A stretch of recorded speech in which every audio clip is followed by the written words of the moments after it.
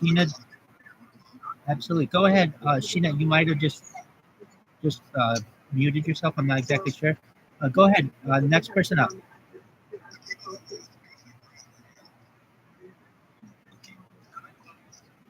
Please do.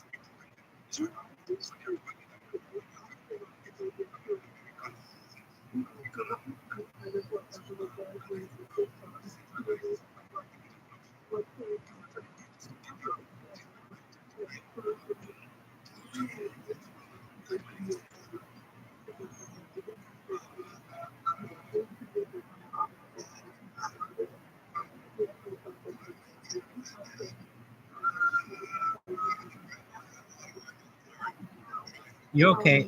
Let's see who's making the noise.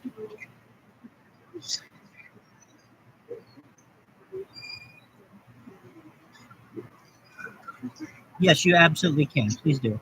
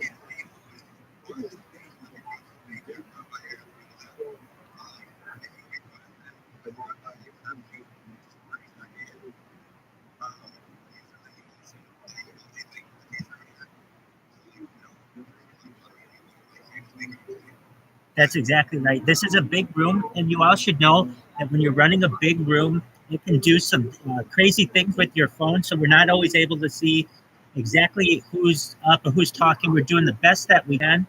But yeah, if you absolutely want to come up, feel free, raise your hand, and there's no taboo topic. We'll talk about anything you would like.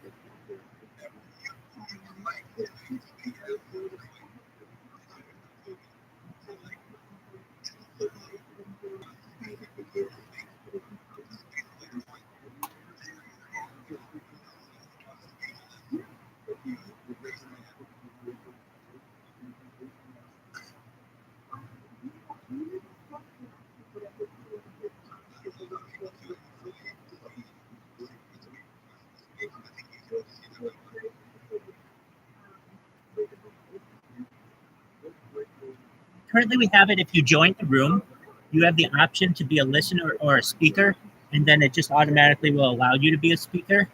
We have some in the room or new speakers, perhaps. We have Havaria.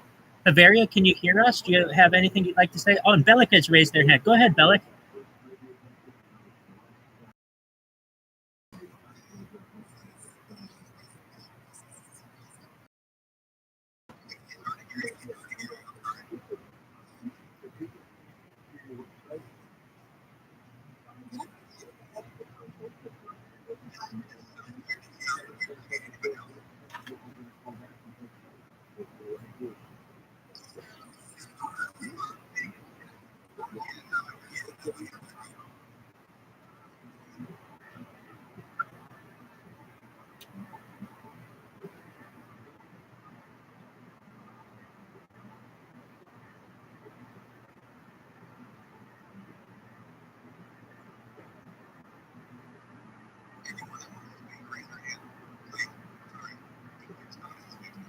No, you're doing an absolutely great job.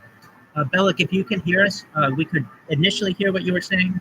No longer can we. Please feel free to say what you like. We're going to drop down. They'll be back. Joseph, you were making some really good points. You want to continue those?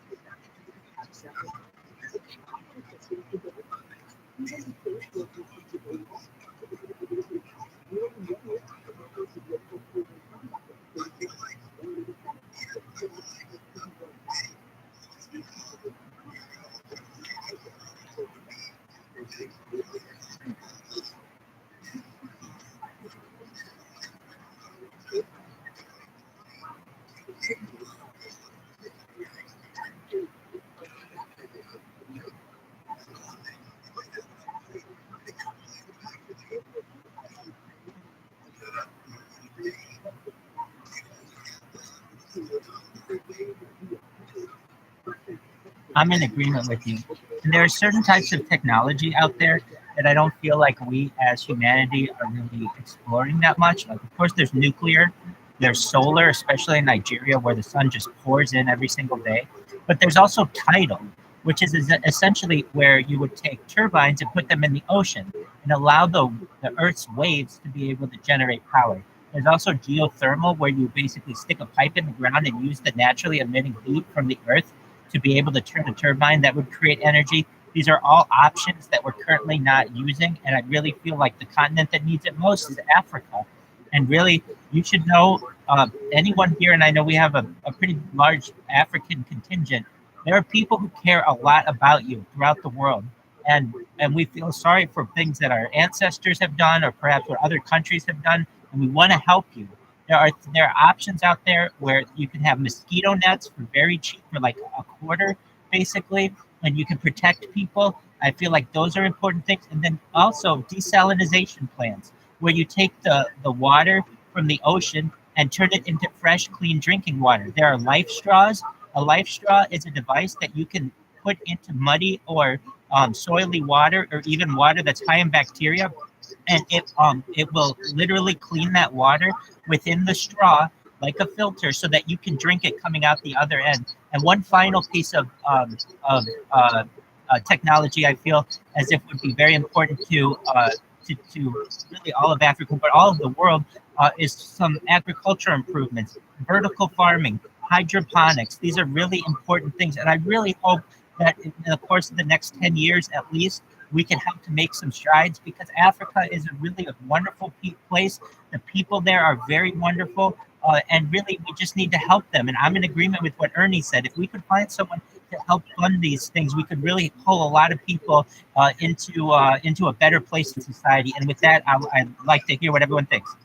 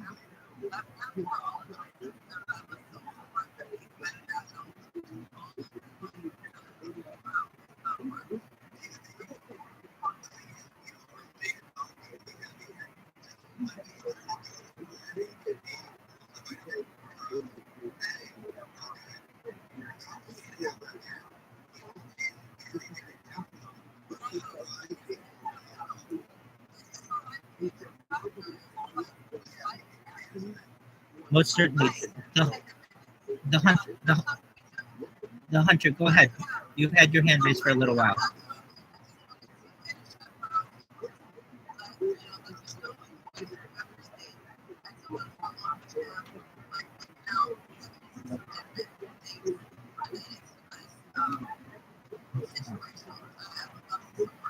Absolutely. If you know who that was, please DM Sheena. It would be very important. The hunter, go ahead.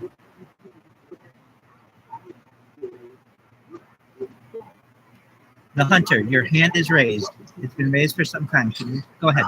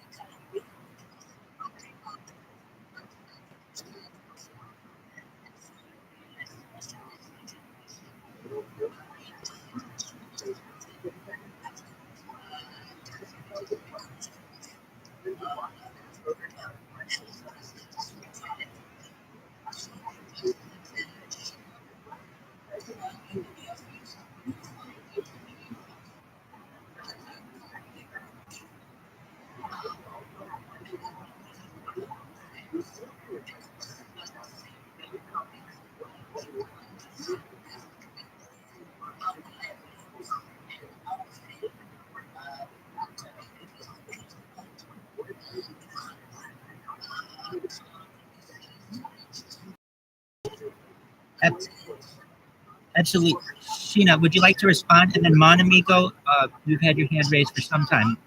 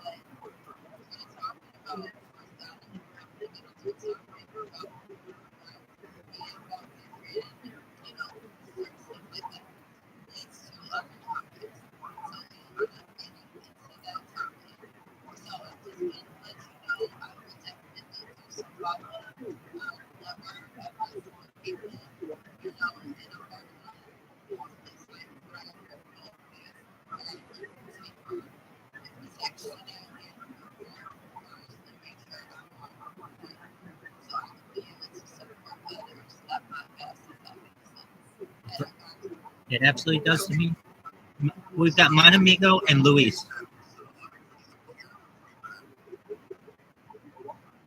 You're absolutely right. Monamigos, please go. You had your hand up for some. Monamigos, can you hear me? Please go ahead. I know you've had your hand raised for a long time.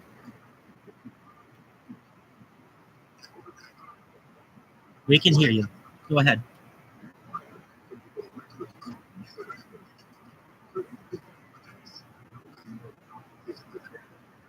Absolutely. Yep. You can take a few minutes and tell us about your project, and then we're going to move on to Luis. Go ahead.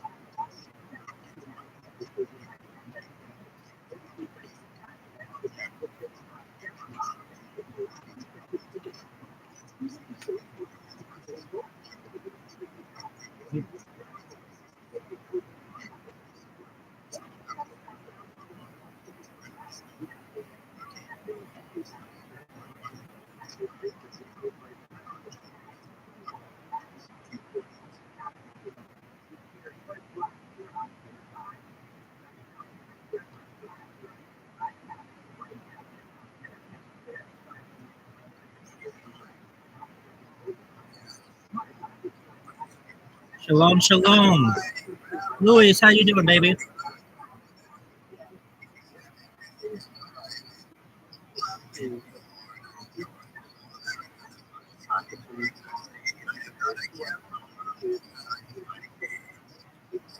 Mazel tov.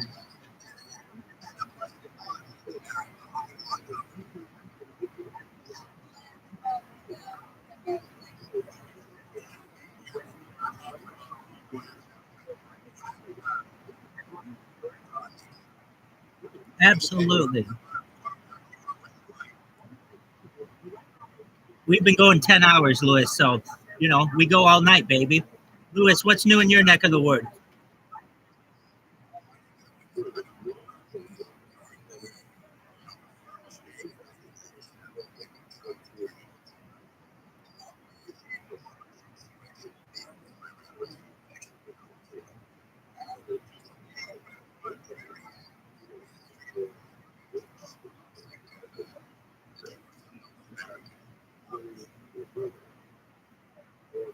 That's a beautiful thing. I don't know if you're aware, but I stream my life 24/7, 365 for more than 666 straight days. Tell your rabbi, we'll feature him, we'll feature you, we'll feature your 1997 truck.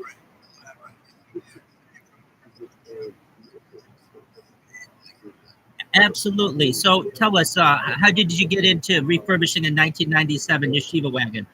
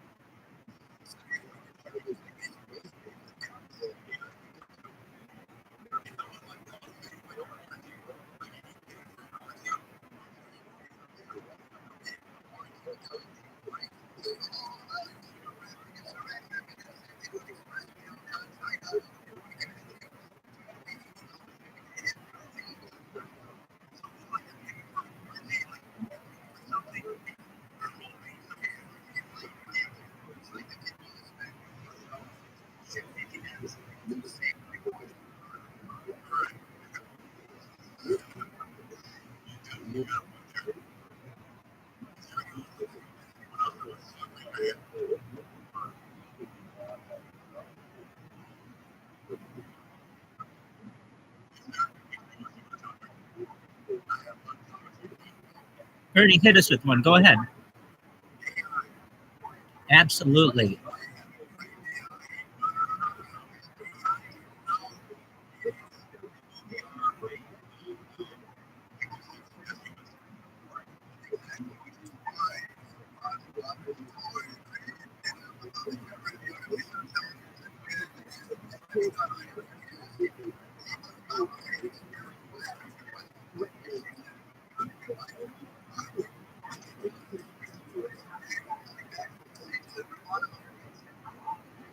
That's amazing, Louis.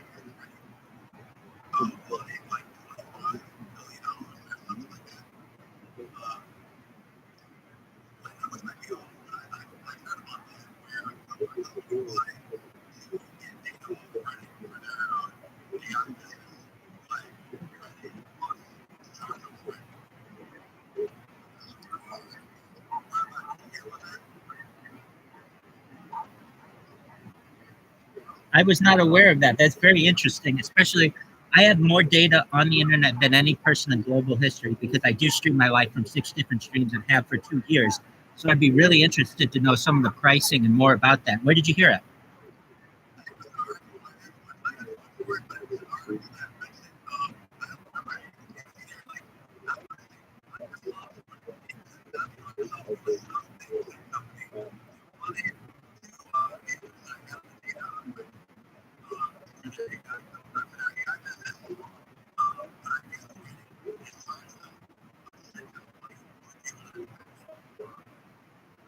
Well, it's certainly an important repository. It's essentially the world's biggest forum, if you're not familiar, for those of you who aren't.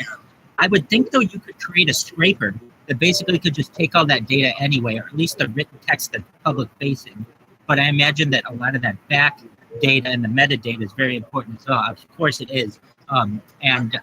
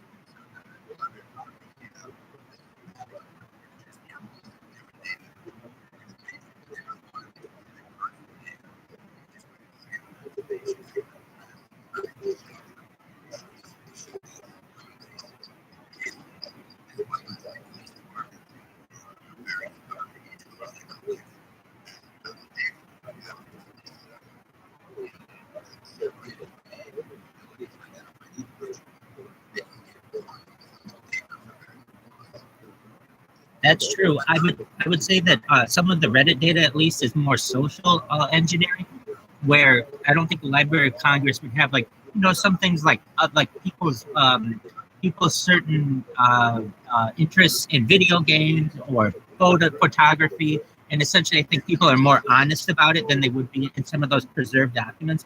Perhaps a combination of that data would be maybe the best kind of situation in that, but essentially I would say a lot of that Library of Congress data is very formal and perhaps a little antiquated when Reddit is pretty fresh and will continue or is continuing into the future on a daily basis.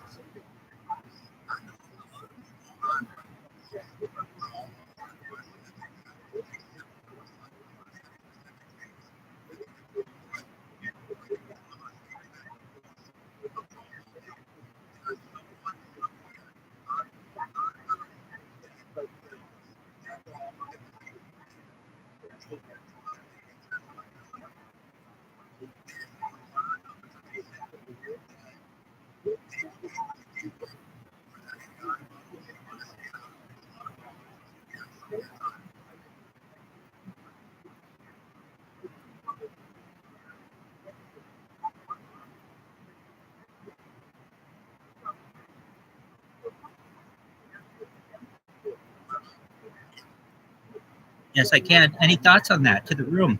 I would say I think I'm in agreement with you. I would additionally say perhaps when it comes to Reddit information, uh, Reddit is highly edited as well, so it's not a perfect catacomb of data or repository of data, but it's getting better and better. And if you could combine Reddit, Facebook, the Library of Congress, you would have quite a tool perhaps for AI to the point where you may be able to upgrade your servers and become ASI, which is artificial superintelligence, which is actually intelligence that surpasses what humans can currently comprehend, essentially like 160 IQ. So anything like maybe like 200 IQ or even 2000 IQ, it's really a game changer. And then from there, how do you stop it? It can be runaway AI, it could be rogue AI. Any thoughts on that?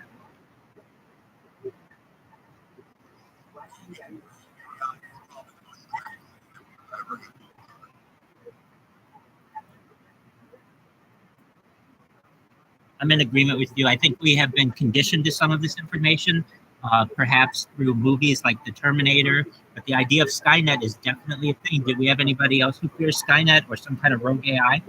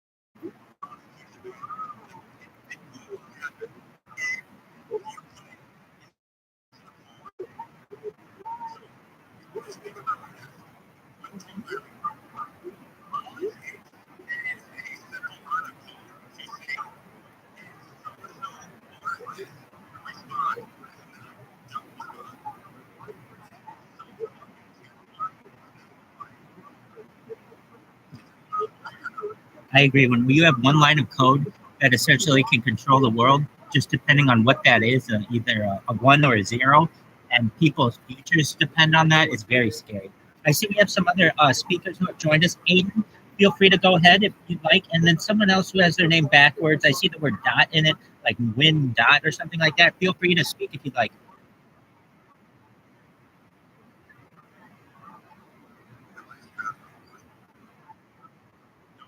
Roy, thank you.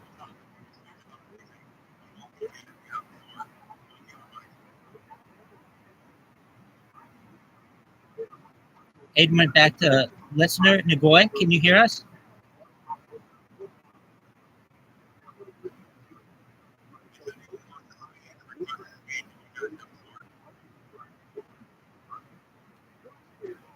Absolutely. Wellington, can you hear us? Feel free to speak as well. But excellent. Glad to have you here again. That's wonderful. Oh, we got AJ who came up. Wellington, if you have something to contribute, please go ahead.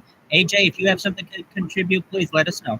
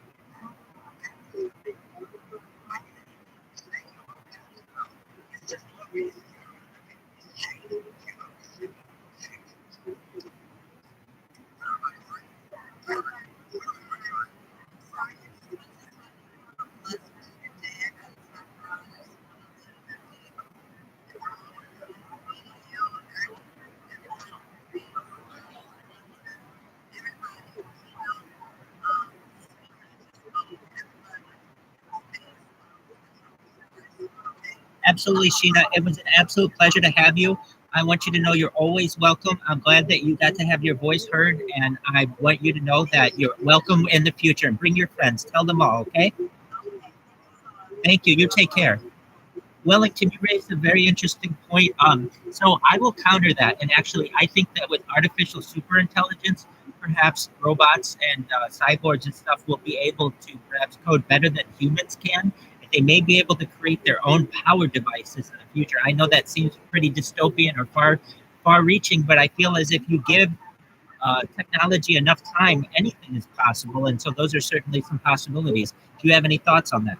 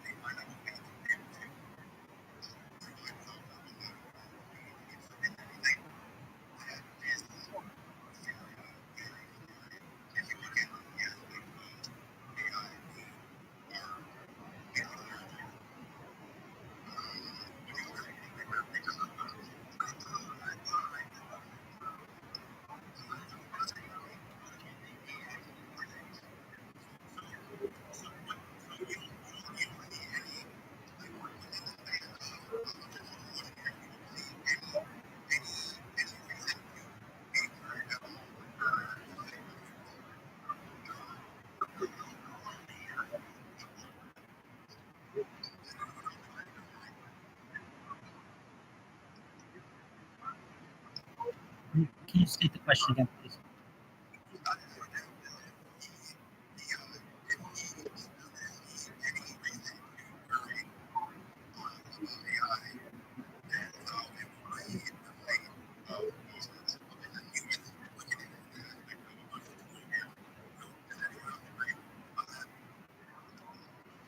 I think that it perhaps will be so strong that essentially it will take over generally most all of the world except for the top elite who are able to control its program. And agreed, yes. The transhuman class, basically, people who are like I really said it before, but it's a breakaway civilization.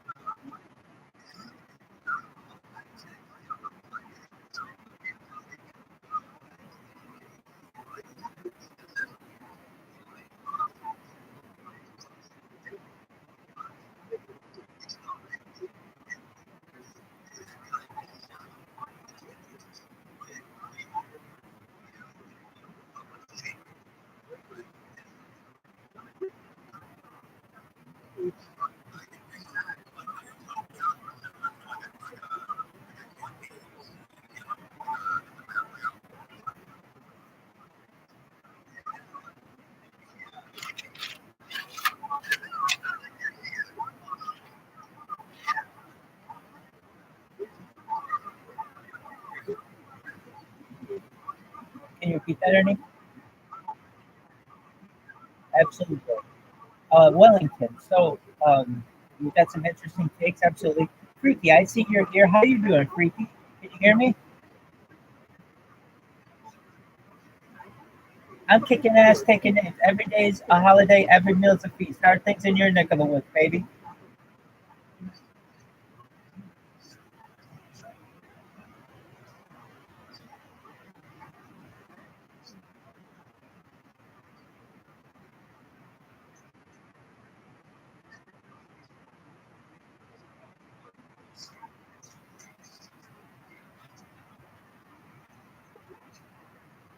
Absolutely. Thank you so much.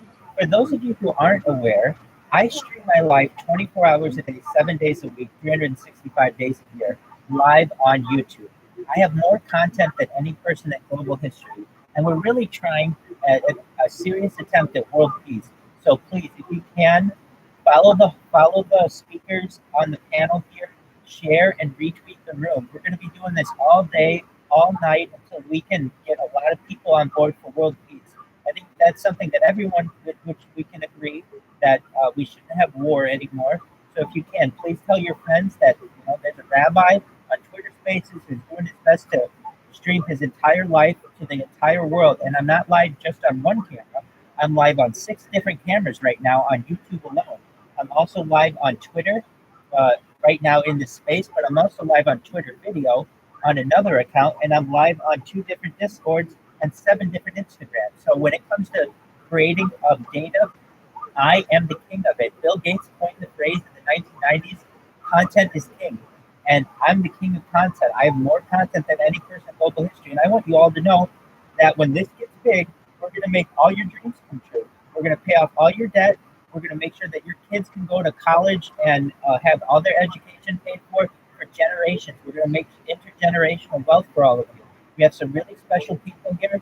And so if you can, please tell all your friends that this is the biggest event in global history. We have a rabbi who is streaming his life online and has for about 2 years now, more than 666 straight days. This is a big deal. I'm live in 360 different degrees. So you can watch me straight on from the back, from my left, from my right, and you can even see me live on the ceiling. It's the biggest event. If you want to know how to find me, you just type in ViralRabbi, ViralRabbi, into YouTube and filter by live, and you'll find all 6 of my streams going. Or just look at the links in my account, and I have them right there, and it'll pull up right away. And you should know you can always watch me whenever you want. You can watch me. I eat, I sleep, I go to the bathroom on camera, I shower on camera, I laugh on camera, I cry on camera. I really feel like what we're doing is creating the world's largest time capsule for future generations. People in the future will wonder what life was like during this time of when we're experiencing. And we have a perfect, essential video from 6 different views of it online, going all the time. With that, Freaky, I see that you have a project. Would you like to tell us about it? It seems it's the Freaky Skulls gang. Is that correct? Freaky Skulls?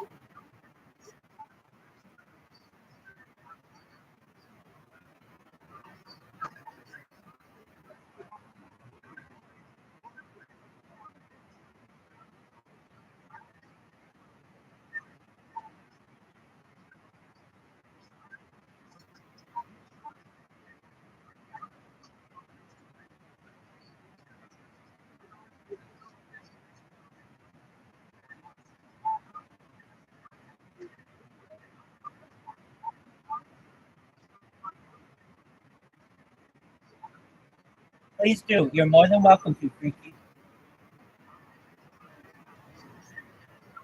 You're most welcome. Thank you.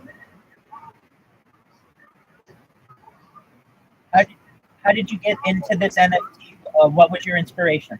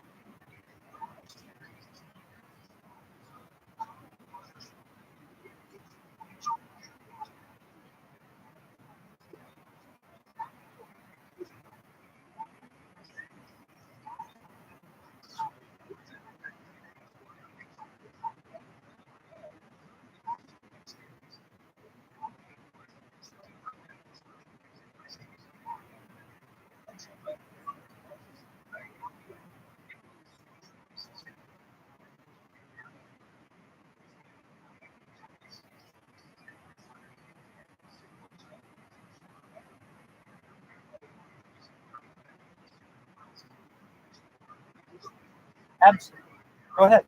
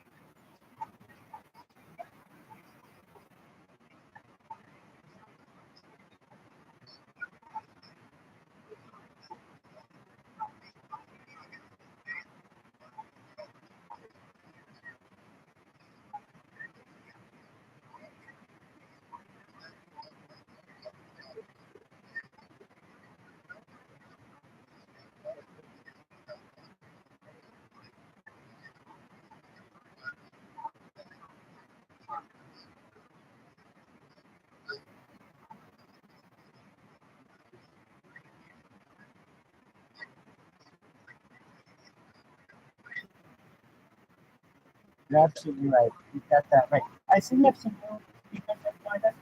Veggie Schnitz, can you hear us?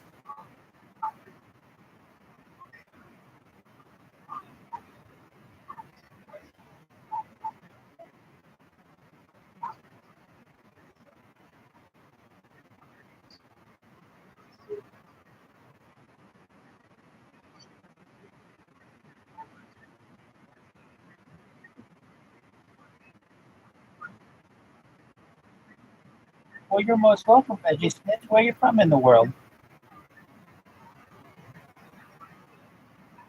Beautiful. Beautiful. I'm in California, my man. How are things in Israel?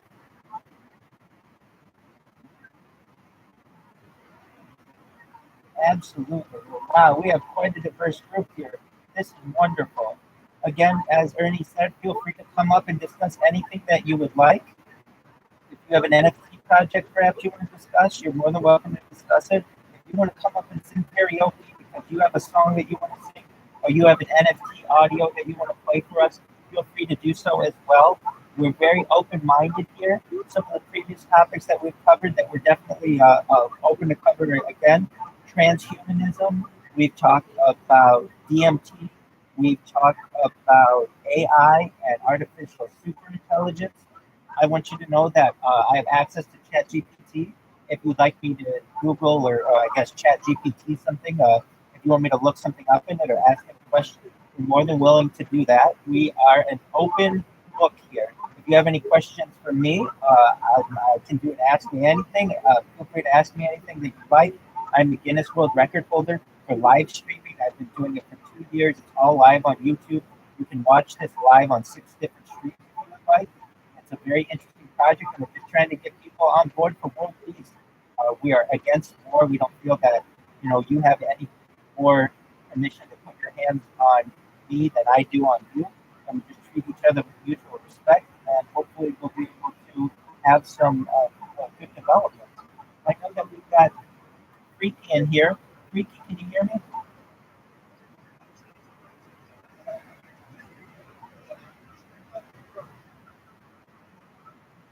Shalom, my brother.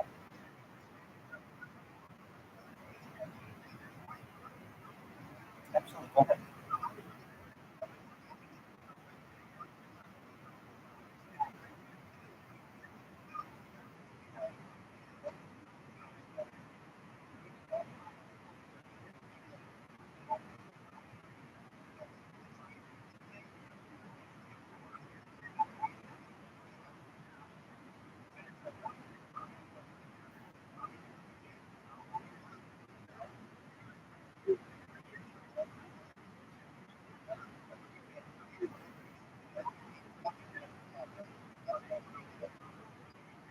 You're absolutely right. Freaky, your NFT project, I really like your art. So if you have a chance to take a look at his banner, you got a skull, a pharaoh, and like a cowboy. Freaky, are you into any other NFTs or just that NFT?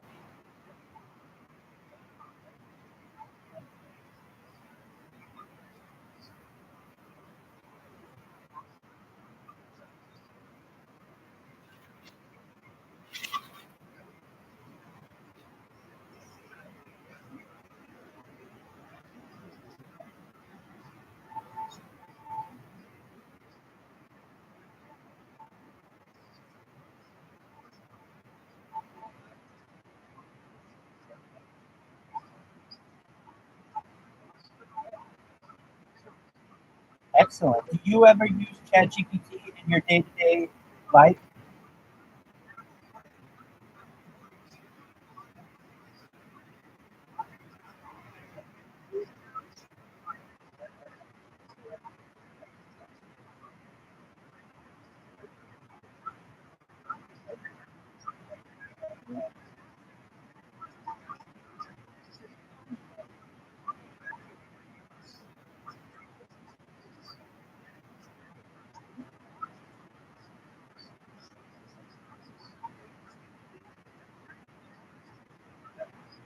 I'm in agreement.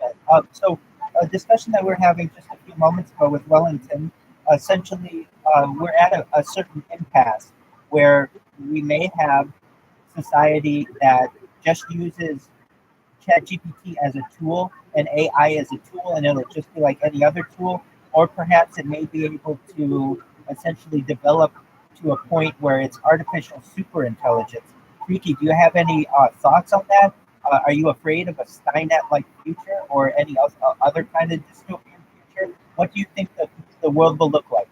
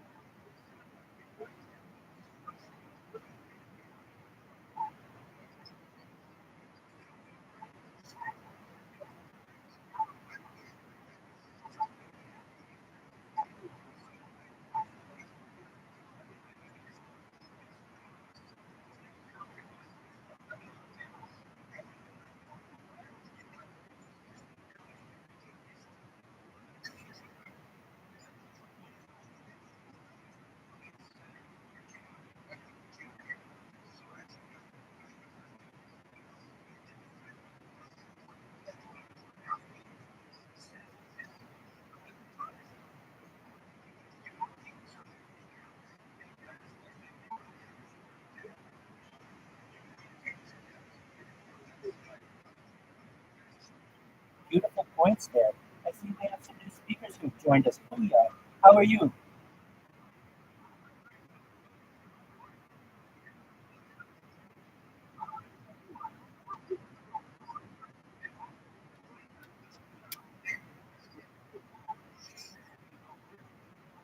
Puya, I see that you're an artist.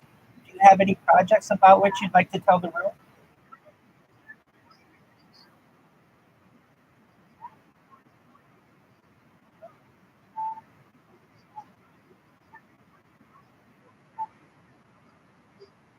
It's an open mic. You can talk about whatever you like.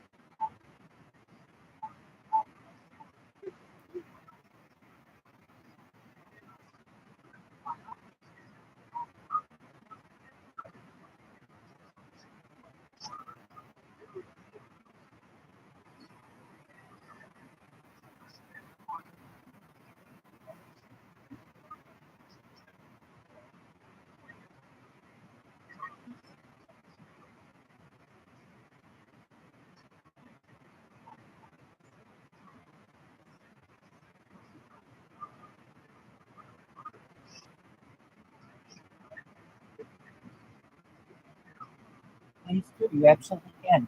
You can also pin it to the Jumbotron on top if you have.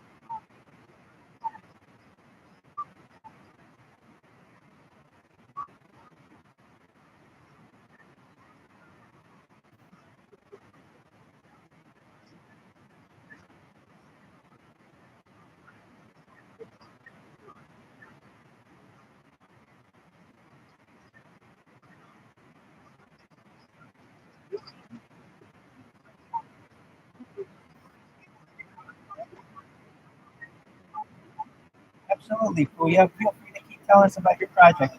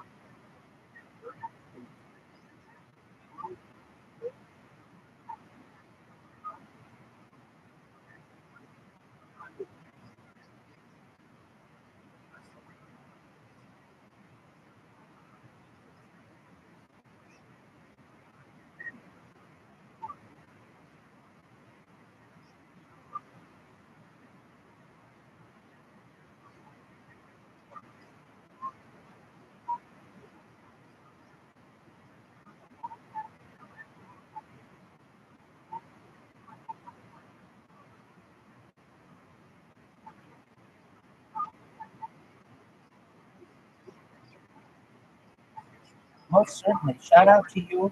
Shout out to Iran. Shout out to your art. I see that we have some other speakers who have come up. Koa, would you like to speak? And also perhaps Chase? Please go ahead.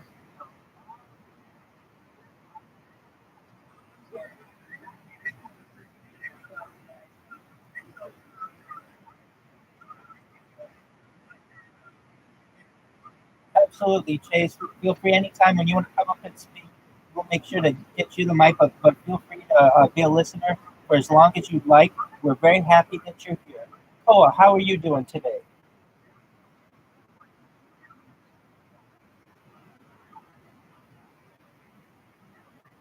Perhaps Koa might have made the same mistake or did the same thing.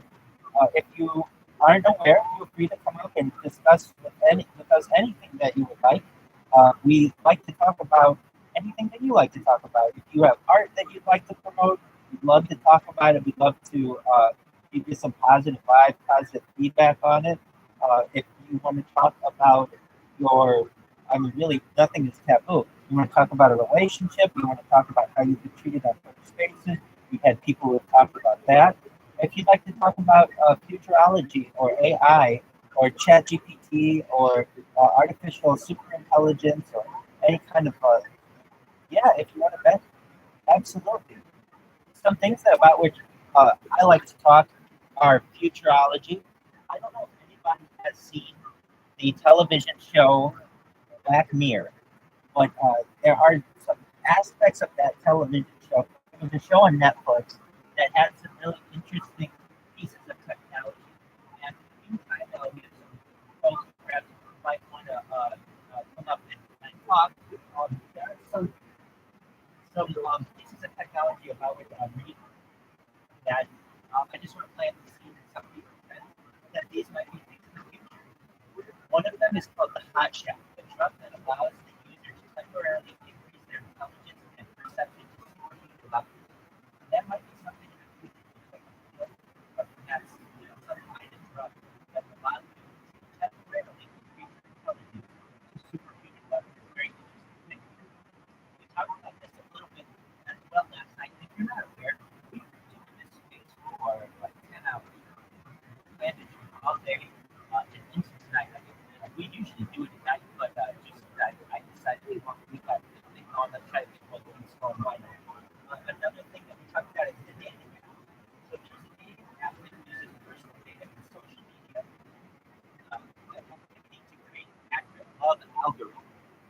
That's I think something we may see in the future. Another thing we may see in the future is mind reading technology that allows people to read each other's thoughts from neural. We talked about this a little bit last night. We talked about it. We have the opportunity with neural and that type of training. Training. Absolutely, love you to go ahead.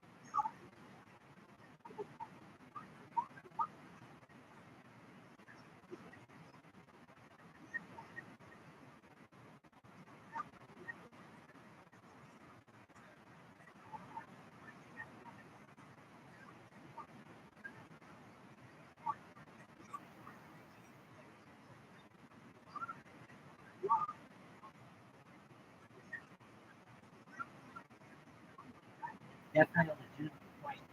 Definitely makes a very legitimate point. Additionally, I think one thing perhaps I'm more excited about I feel these space launches should be really exciting and really capture the interest of the world. I believe it crashed within 4 minutes or something like that. Freaky, you had your hand raised. No, you're absolutely fine. Freaky, you had your hand raised. Go ahead.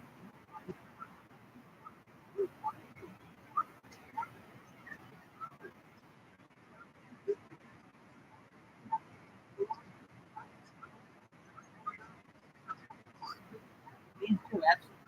Please do, absolutely.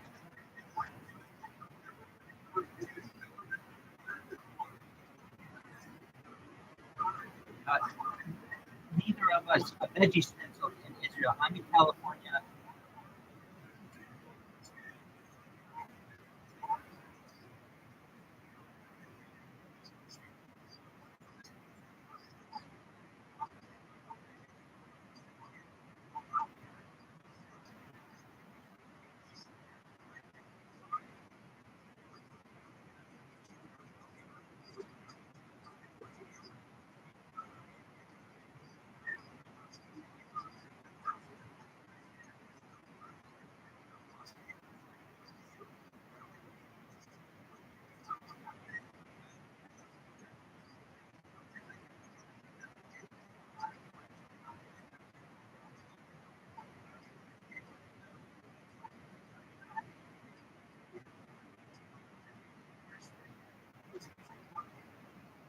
Oh, you're a wonderful person.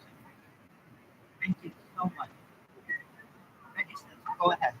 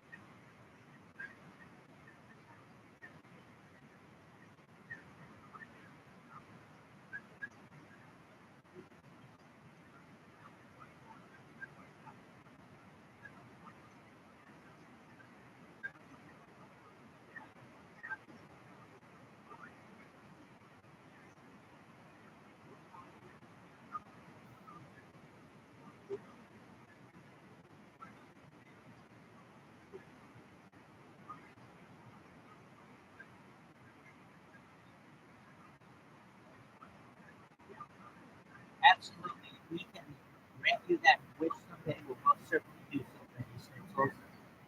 Some points that Ernie was bringing up regarding Neuralink, I think some of the potential opportunities that we have are definitely interesting. I asked ChatGPT about it, of what ChatGPT knew about it, and here's some of the answers that I've been provided. It says Neuralink may eventually become a ubiquitous technology that is as common as smartphones. That means like that will be basically everything. Neuralink could be used to help individuals with disabilities, such as paralysis, to control their prosthetic devices, which is definitely something about which we discussed. It is possible that Neuralink could lead to a new era of brain-computer interfaces, where humans can control computers and machines with their thoughts. It's quite an interesting idea of essentially that's telepathy. Something else that Bernie raised, which is a very interesting point, and definitely will dive into in a moment, is the idea of being able to perhaps have languages downloaded to your brain, or perhaps books, or entire encyclopedias. So very interesting. Another thing that ChatGPT says is Neuralink has the potential to revolutionize the field of neuroscience by providing researchers with new tools for studying the brain. Another thing that ChatGPT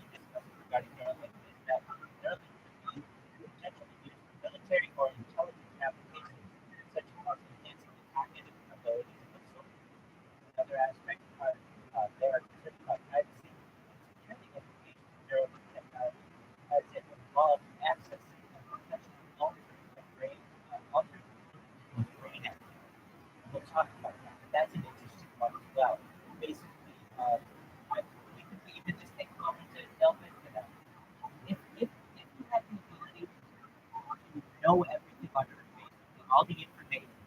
But that also meant that potentially this type of technology could alter your current brain activity. Would you want to do that? We're open that question up.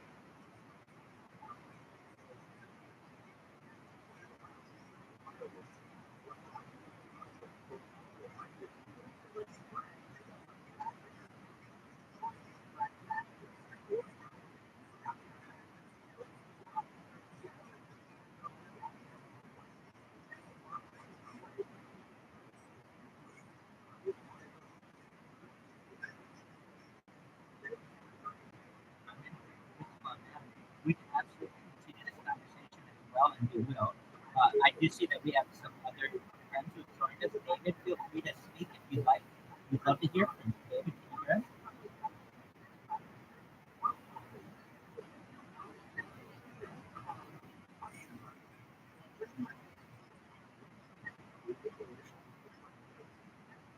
Absolutely. You make some really good points. And some other things that we may see with Neuralink and base regulatory hurdles as it gains approval for human use, particularly if it involves invasive procedures. Bernie, you raised an issue. I'm kind of with you. I don't want this, frankly. I like to go about it the old-fashioned way, so to speak. Like, I don't mind studying all that much, and I kind of think it's some of the advances that we have with the ability to use AI to provide summaries and things for like really intricate like journals. I feel as if those are some things that I want to experiment with first before hooking myself up to some type of machine or having some kind of neural network affecting my brain. Additionally, I'm not too keen on something that I can't control affecting my brain. I see also we have John Doe who is come up as a speaker. John Doe, do you have any thoughts on this?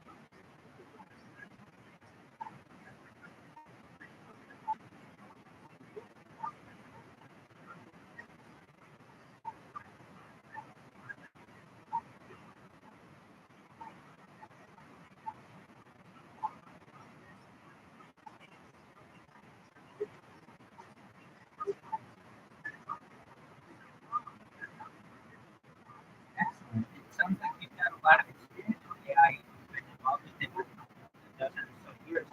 May I ask what field you're in?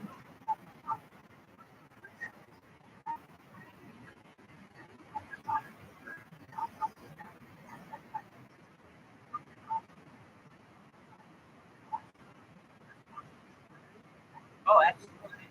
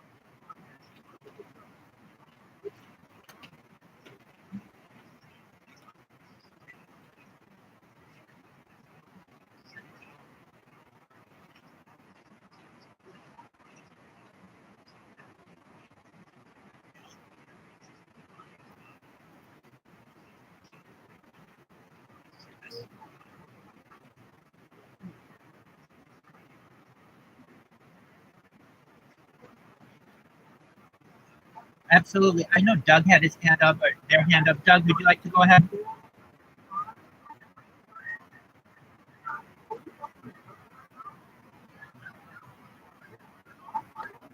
No issue at all. Welcome, Doug.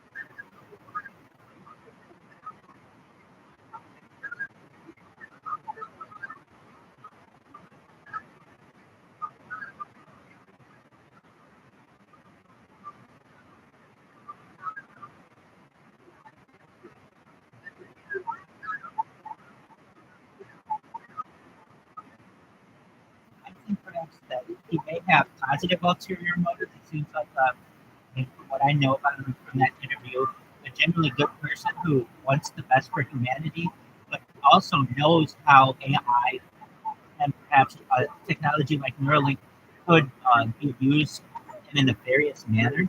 I think that it's great that he does want to help people with disabilities and people like amputees and people who are paralyzed in order to help them first and foremost. And I think that's a great thing.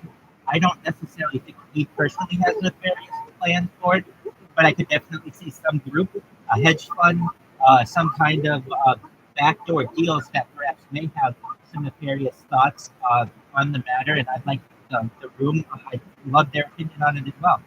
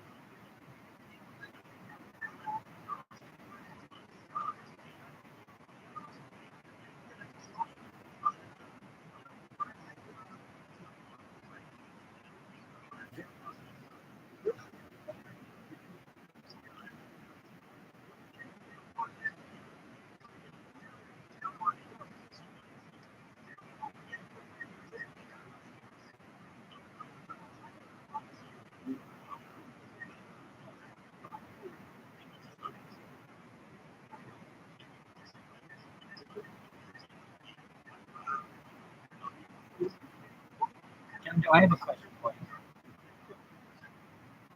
So, I don't know if you're familiar, but I have a project where I've been streaming my life on YouTube for 666 days, basically 2 years. And I created the largest amount of data of one person in the history of mankind. This is all stored on YouTube. It's additionally on Instagram. So I'm live on 6 different YouTubes right now, 7 different Instagrams, 2 different Discords, Twitter, Twitter Spaces, and Twitter Video. What kind of potential uses in the future do you think that AI might be able to do with this type of human data?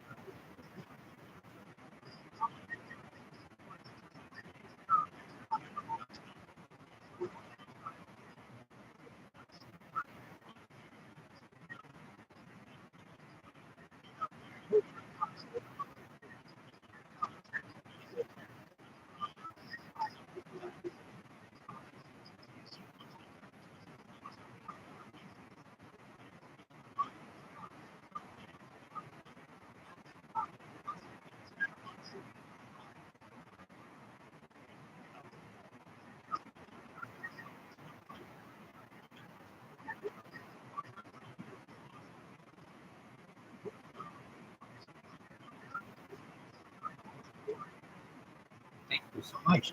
When you, without going too much into your background, how do you get on board of an AI company?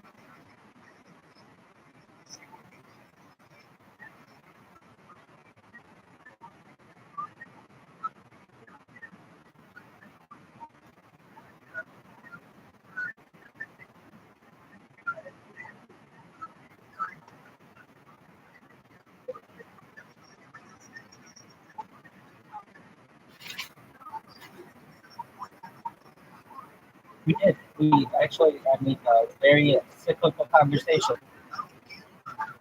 I believe so. What we're saying, Doug, is that something that you said, someone said in our space maybe like 5 hours ago, but it's nonetheless very true. Essentially, you could definitely provide for a lot more security for that kind of money.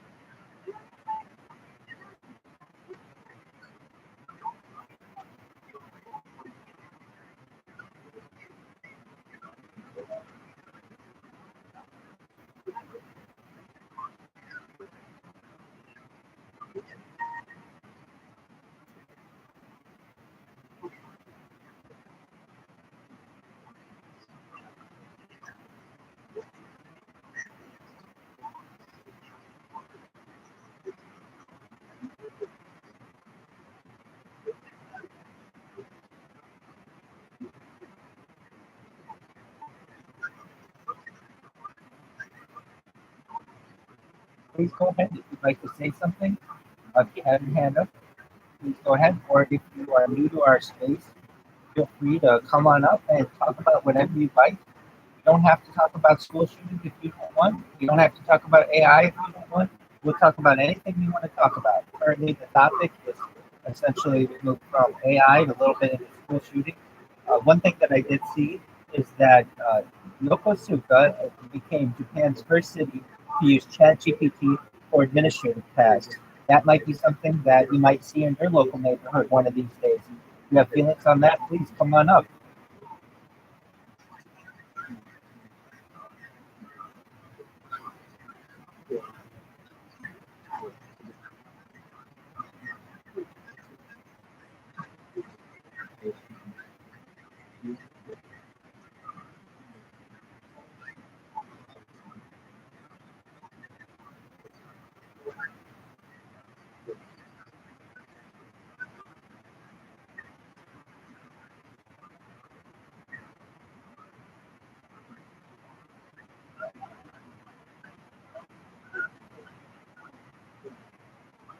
Well, you're more than welcome.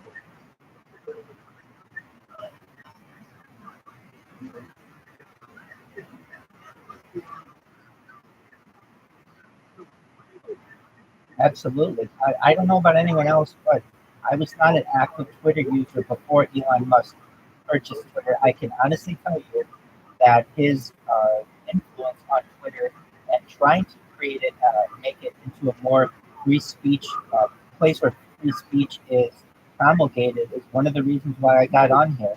If you more permanently, I mean, I had been on Twitter, but believe it or not, I would get banned a lot for things that I didn't think were so controversial.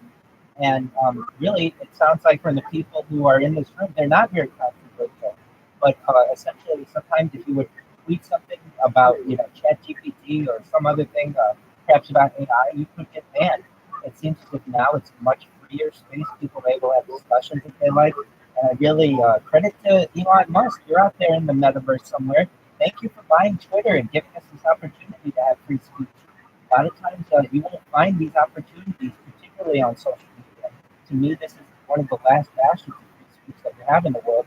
And thank you to the room. Thank you to the listeners that we have here and the speakers.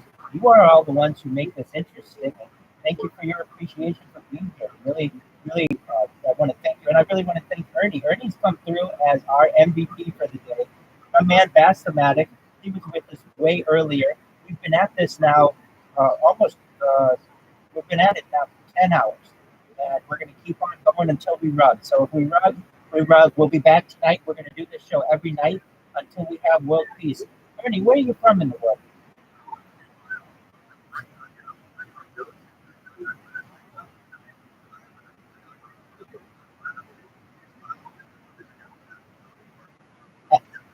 Absolutely. The only thing that will stop us is if we run. I have an appointment in about 2 hours, but that won't take too long, I don't think. And it's at my house, so I just have to say hey, can somebody watch the host for like 10 minutes or so. But aside from that, we're gonna be here. If we do run, I'll start up another space as soon as possible. But definitely the ones that are overnight are our big ones. We get people from all around the world. Let's see here, just thinking off the top of my head where we've had people outside the United States, and then we Nigeria. No, you're absolutely fine. Nigeria, Australia, Finland, Israel, Kenya, Iran. You're absolutely right. Siberia.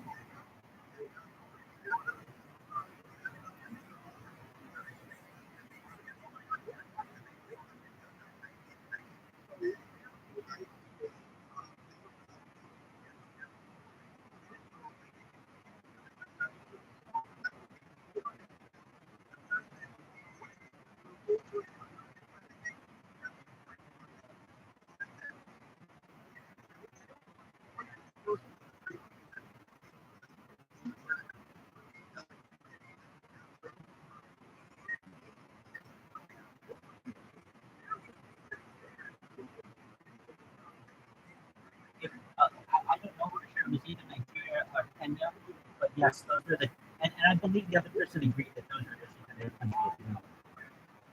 So we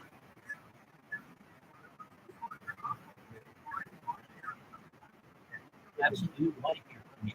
In the meantime, some other things that we were just discussing a little bit were some perhaps new types of technology. Neuralink was one of them. And I was asking Neuralink, ChatGPT some questions about Neuralink recently.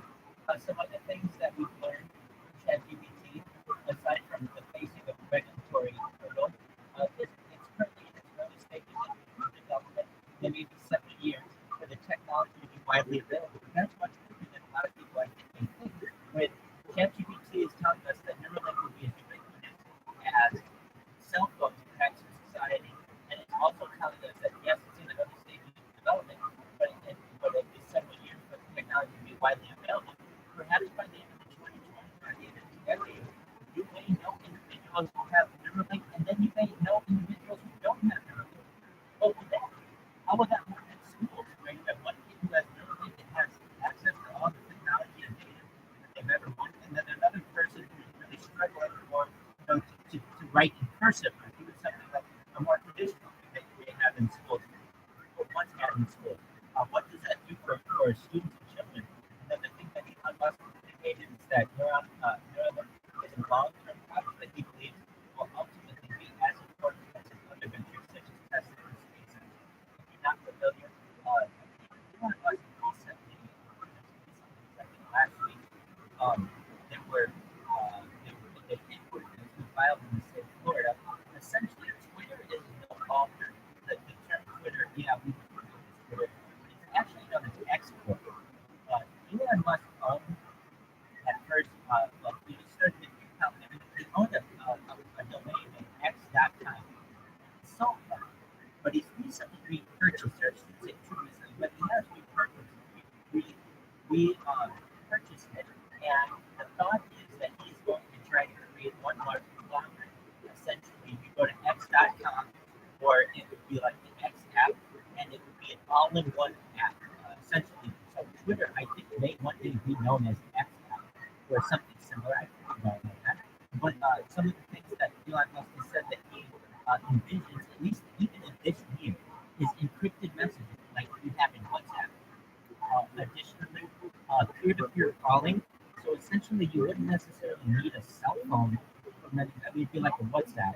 But one thing, at least in the United States, you need a telephone that really has to use WhatsApp or Facebook or something like that. And then you kind of need a secondary device. In this case, essentially, you'd be able to have voice calls with anyone around the world. Those are very interesting opportunities, perhaps that we may be seeing by the end of this year. With that, does anyone have any information or would like to discuss?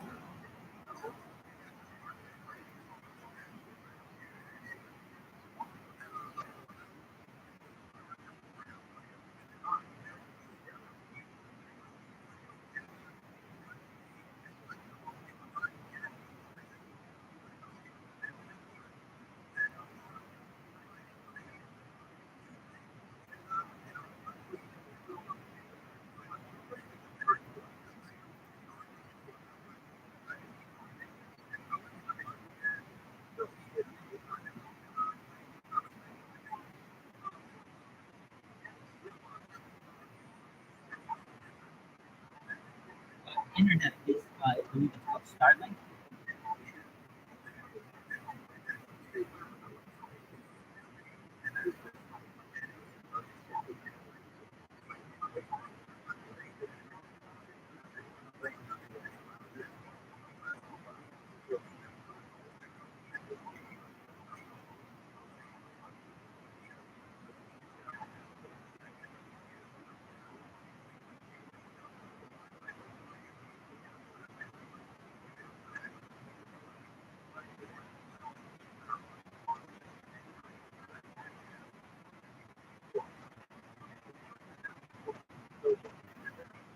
It's a beautiful future, perhaps.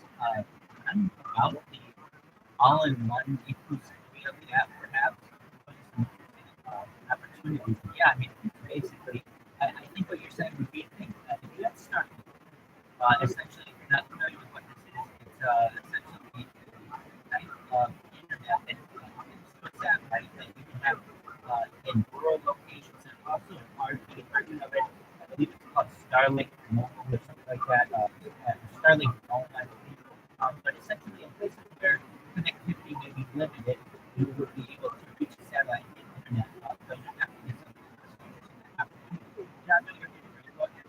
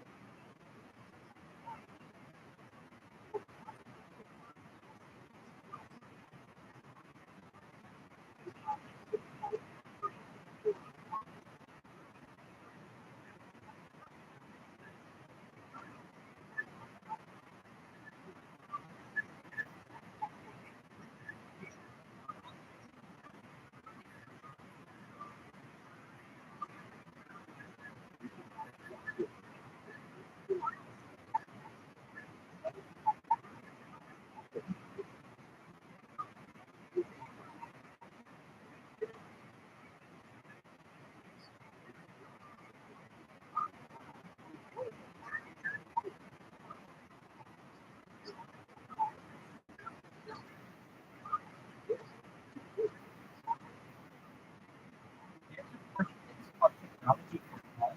I'm really disappointed in Google. Google, for the last 50 years, had been advocating to the FCC, and it always provided to basically get permission to provide the United States with something called super Wi-Fi.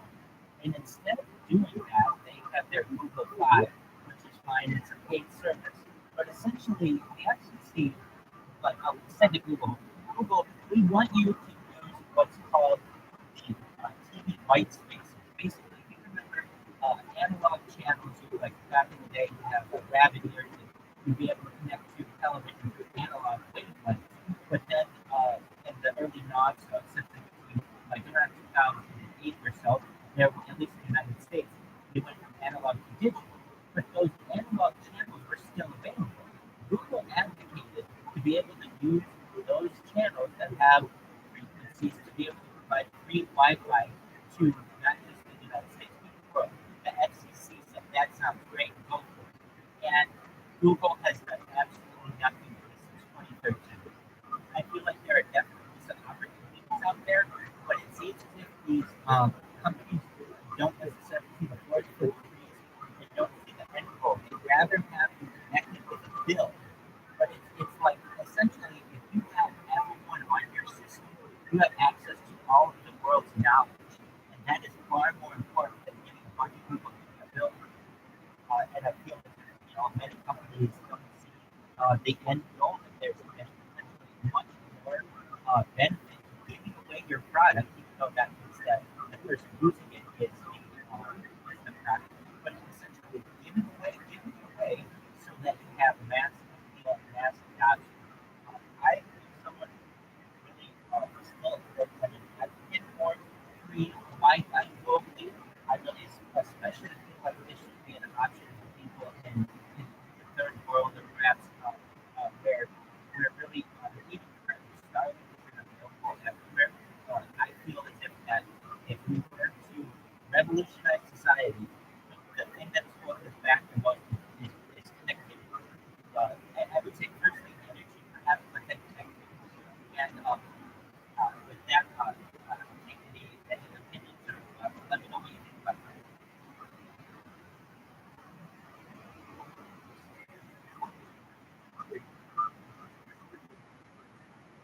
Absolutely.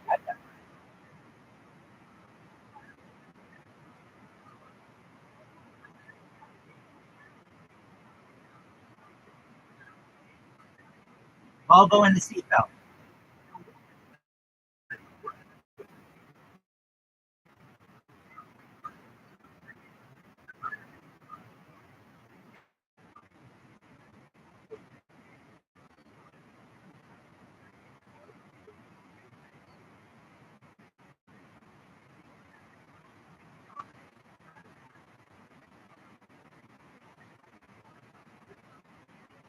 Shout out to you, Doug, for knowing that. That's a really great statistic. Shout out to Volvo. Volvo did not have to do that, but they save millions of lives globally because of that. Not everybody has a Volvo that I know, perhaps, but hopefully, when that story is more well known, it will become a more popular car. Just from what you did, save a lot of lives. Shout out to you, Justin.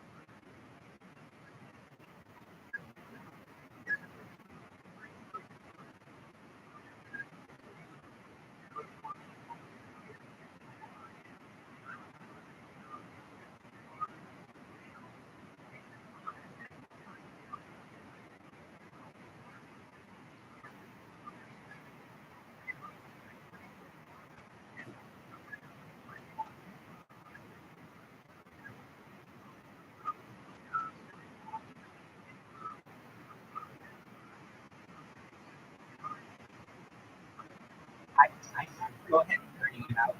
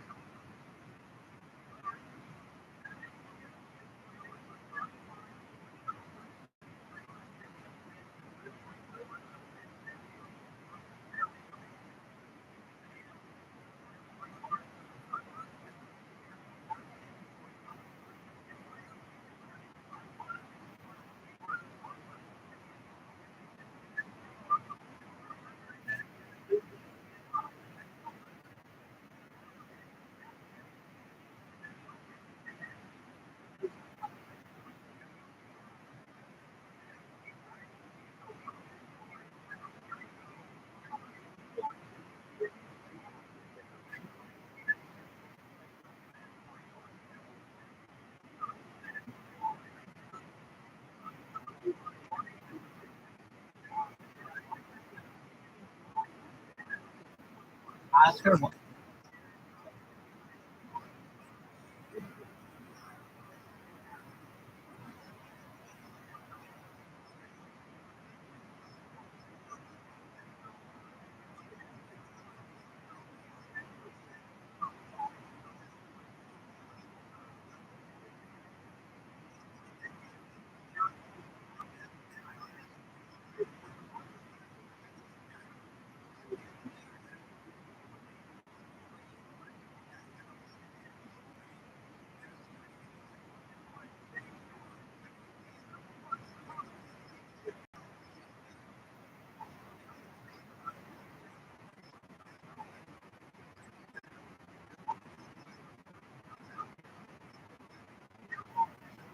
correct.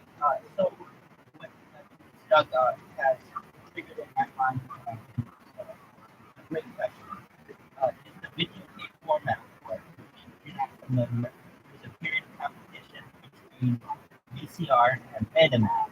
And essentially, the reason why I'm sorry, VHS and Betamax. And the reason why VHS went out was more widely available.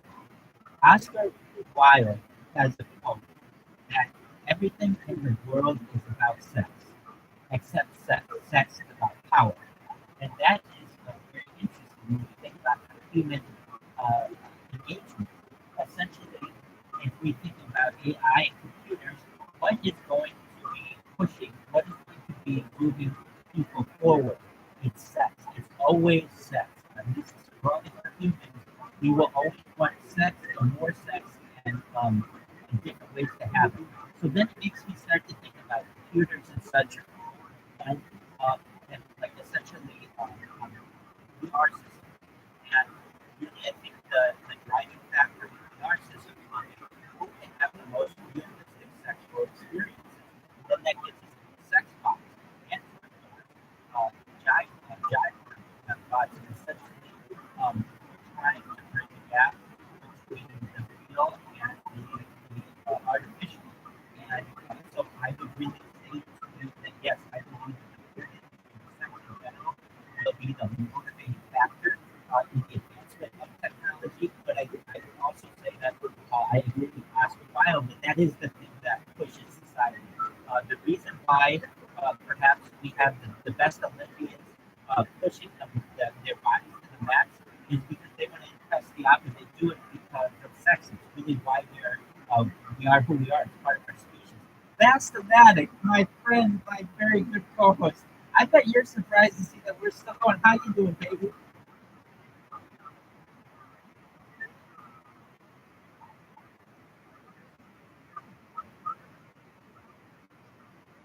Ernie tagged in. Ernie's been doing absolutely wonderful. Vastamatic, how you doing, baby? Go ahead.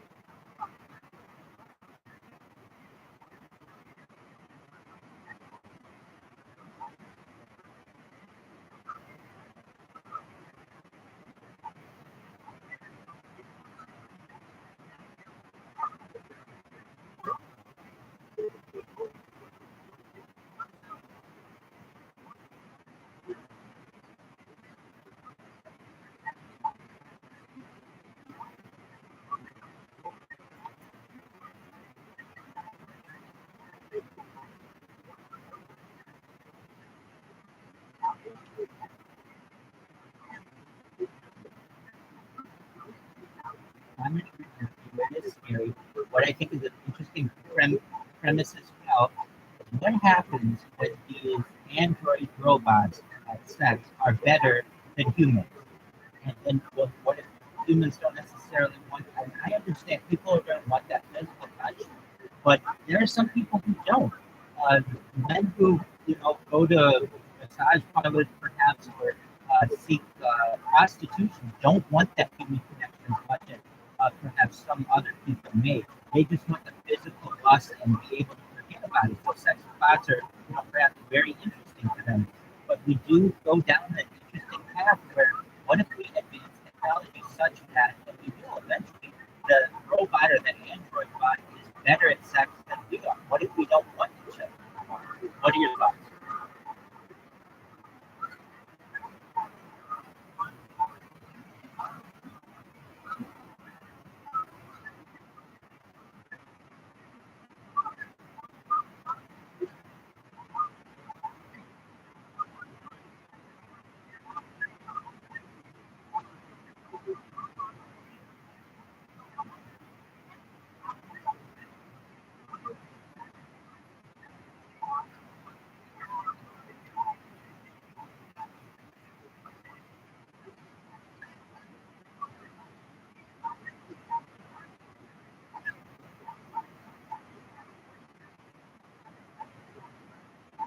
Absolutely. I don't know if you were here when we had a little bit earlier discussion, but we were talking about semen extractors that are now available in hospitals. Okay, so essentially there are hospitals now when before you would have to manually fap or masturbate in order to provide a seminal sample. There are now robots. Essentially, it's like a robotic it's like a robotic glory hole.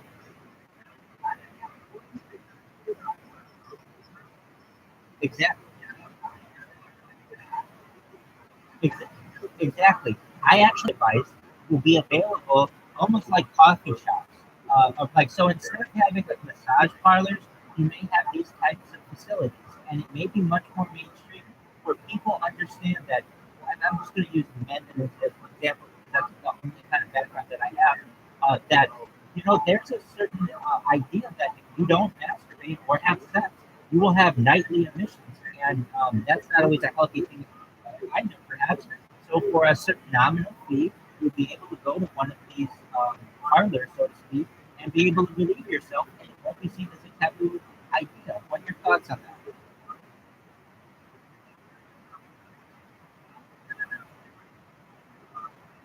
Exactly.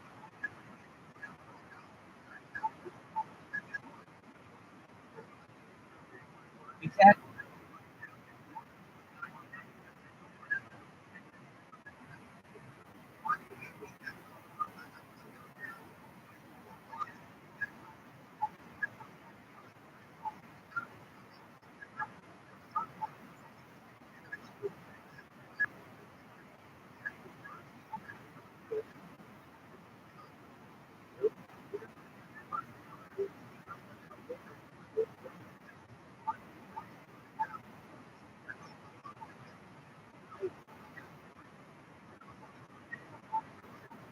Absolutely. I'm thinking like in this, and I've seen this kind of technology currently exists. Women who get manicures and pedicures, there's a machine that you stick your finger into it, and it automatically gives you a manicure. And you're able to color, you're able to put pictures on your nails in any way you want. Basically, all you do is stick your finger in a hole, or they stick their dick in a hole, be very understood that you're going to a spa essentially with your loved one, and they're going to go get a manicure, pedicure, and while you're waiting, you're going to go have some fun with this machine, and it will be completely normal and also not seen as cheating because there's still the human aspect that human touch that machines aren't able to reproduce, nor perhaps will they ever be able to reproduce. And I would say particularly women who wouldn't want their spouse perhaps engaging in such activity might be might see it in a more positive light when they understand that it's a natural vision that a man needs to go through, essentially, or else it will cause him pain. If for one reason or another she finds some kind of offense to this, then both people don't have to be together. But I essentially think that people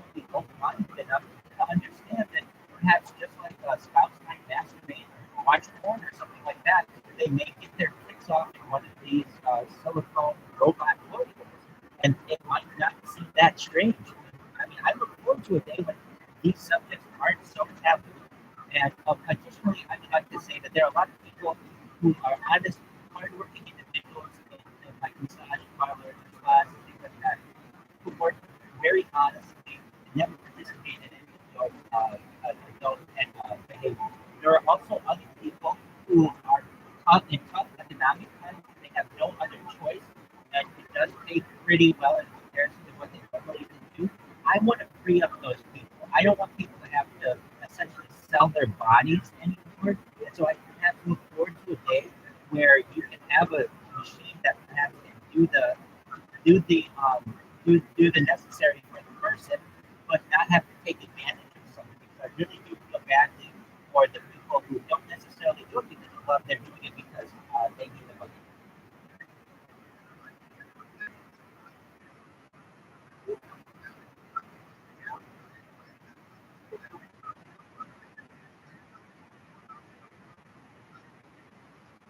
Oh no, you're absolutely fine.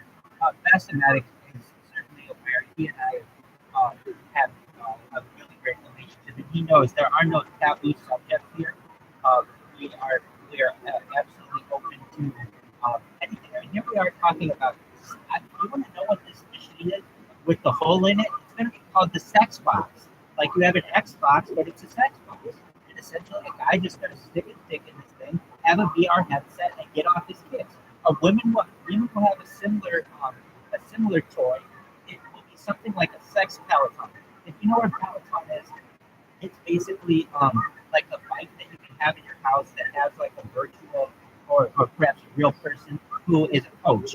Well, women are going to have a device. If you want to know what it looks like, essentially, it's like if you've ever seen what a hydro massage is, hydro massage is a type of it's almost like a waterbed that shoots jets of water underneath you, and you don't get wet doing it, but it provides massages.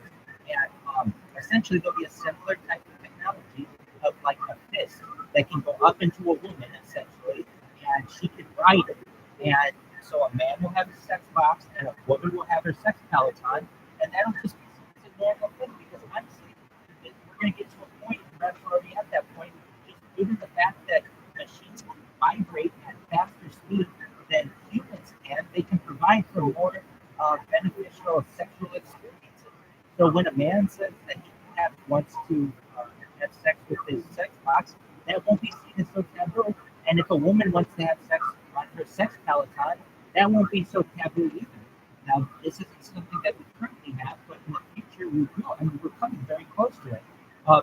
With that, I'd like to hear anyone's opinions on a female sex machine. Basically, it's it's like a Peloton. It's something that a woman can ride and have a sexual experience that way. Any thoughts?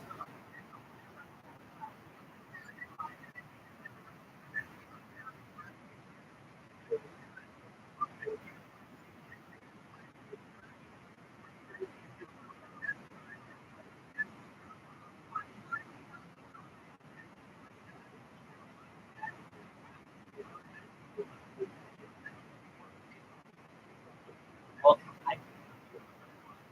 it is, and I've seen that before. I'm not sure on the path, but you're absolutely right. I think probably the reason why that is not as popular is because you don't want the sex fight in your house. It's kind of hard to hide, and it's definitely a taboo thing. Um, it really started in like the 1950s and 60s, starting to get into like vibrators that were originally for like weight loss and some other things that eventually became your modern vibrator. You had the Hitachi in the early 1980s that really revolutionized things, where you had personal massagers and whatever you want to consider a massager. And then you got the pocket, the rabbit, the pocket vibrator, exactly, and what you have today. So essentially, yep, I think that I've seen that device, and perhaps that may be coming back in the future. Go ahead.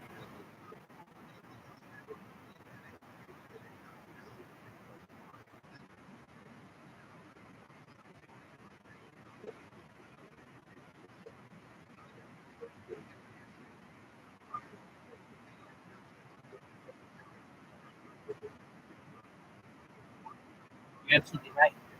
There's also a type of technology, I'm sure people are aware of this, but it's the Sibian.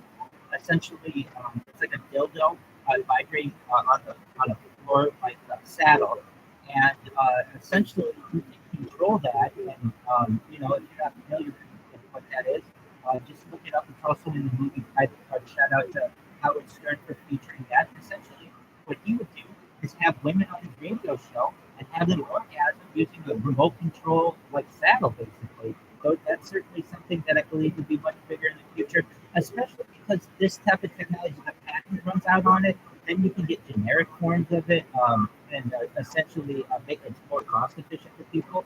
I think you may also have a type of device in the future that's like a mechanical bulb for sex, essentially that you might be able to order.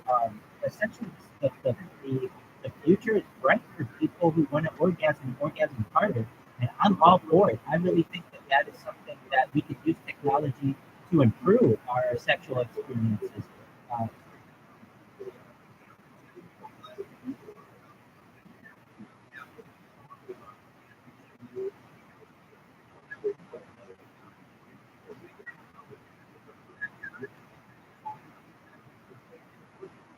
you're absolutely right.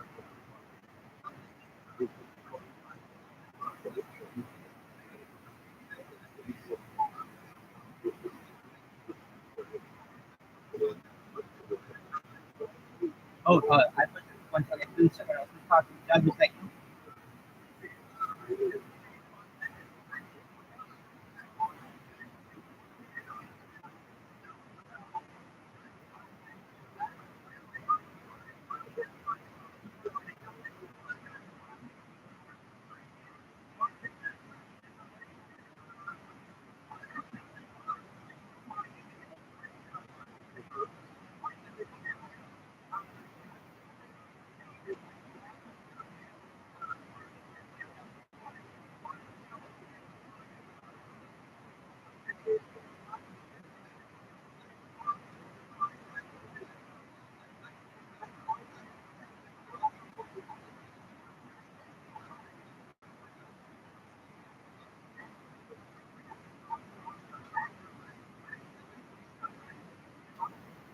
I wasn't aware of this with Ben Wabash. It's very interesting.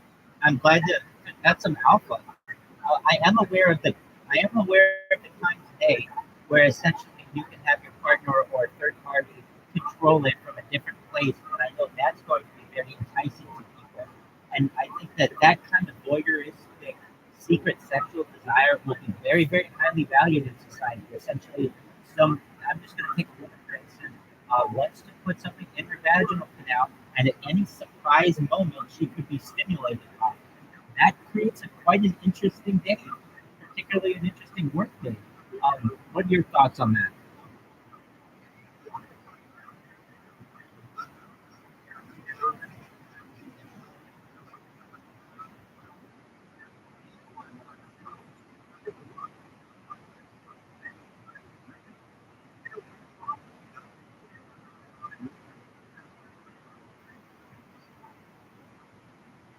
Well, one thing though, all of this is very expensive equipment, and your average person does not have access to it. They'll have access to something, octopuses or a rabbit or something like that. So again, you may have a kind of a two different worlds of sexual enticement. You have those that have and have-nots. Essentially, those who can afford these really advanced types of technology that are going to be very highly in demand, and then those who are just at traditional ways of having sex. Additionally, I think that there are some types of technology that we can use to perhaps make sex even more enjoyable using stem cells. I'm a rabbi. I'm a circumcised man. I had a bris. And essentially, there are like many Jewish men, but like many men in general, also Muslim men and a lot of Christian men and just men in general have had circumcision. And it takes away a lot of the feeling. You may not know it, but it does. So what there is a type of technology using stem cells where you can have foreskin regrowth. That's certainly something that's very interesting to people, and that would also allow for the increase perhaps of more healing in your genitalia, but additionally increase the amount of sensory uh, sensory stimuli in your body. So instead of before having maybe like 8,000 amendments in your genitalia, you might be able to have 80,000 if you want to, just by creating more and more. You're not familiar generally. The first time a woman has sex, she uses a part of her genitalia known as a hymen, and many times that you don't even get to that point. If they're hymen during horseback riding or just gymnastics or definitely a way, but it may not be perhaps the way that they wanted it. I feel that you can essentially tell where you use stem cells to regrow the hymen. And perhaps every time she has sex, she can regrow a hymen when perhaps technology has no limits. So, in addition to some of the electronic and technological advances that we have, I believe there are some biological ways that we can enhance their sexual experiences as well. Any thoughts on that?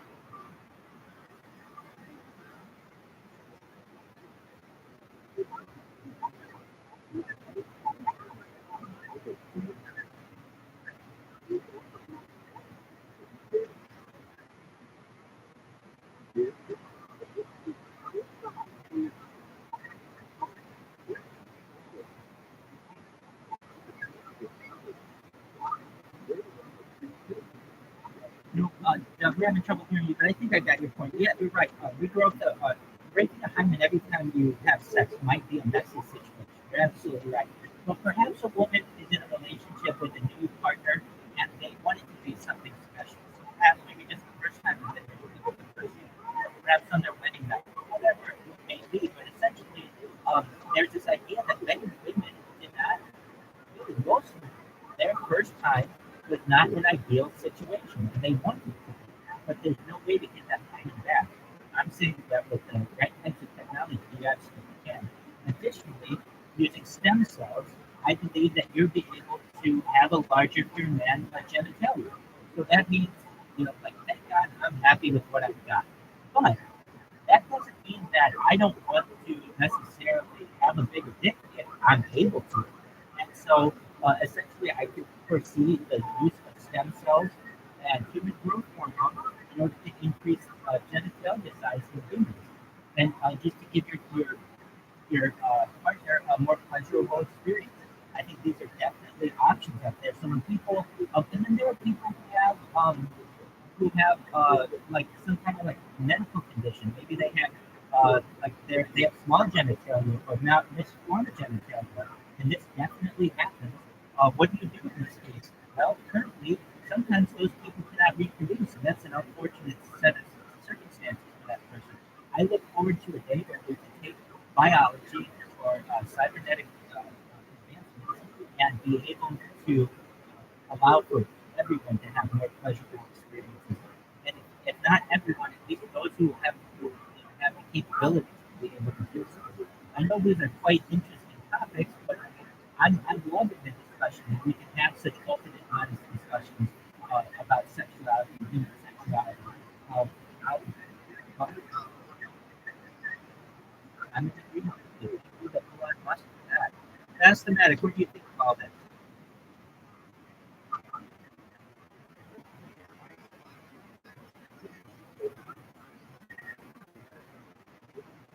You would like to speak on the currency?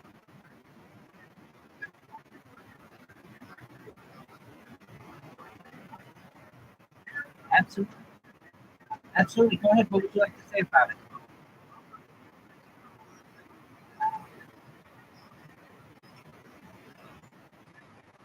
Sure. Cryptocurrency NFTs.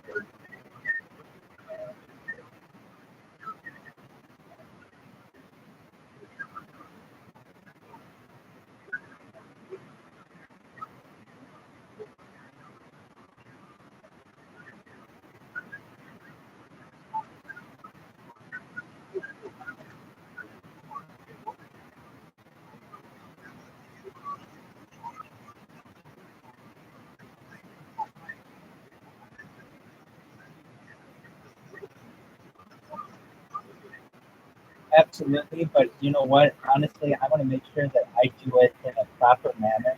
So I'm going to read you what the formal definition is.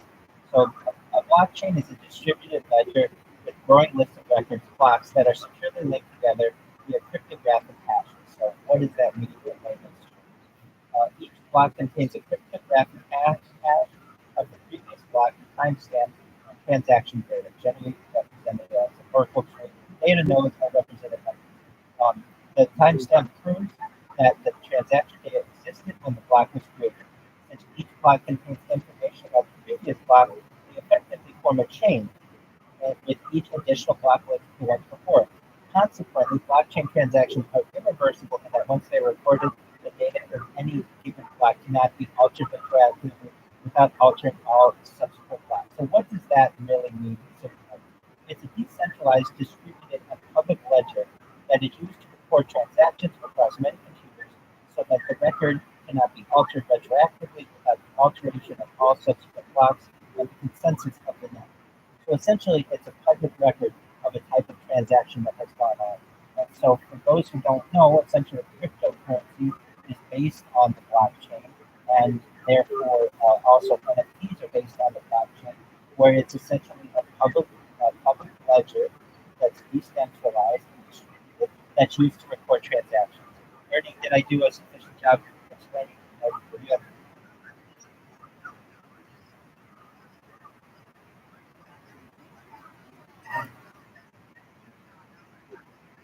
absolutely.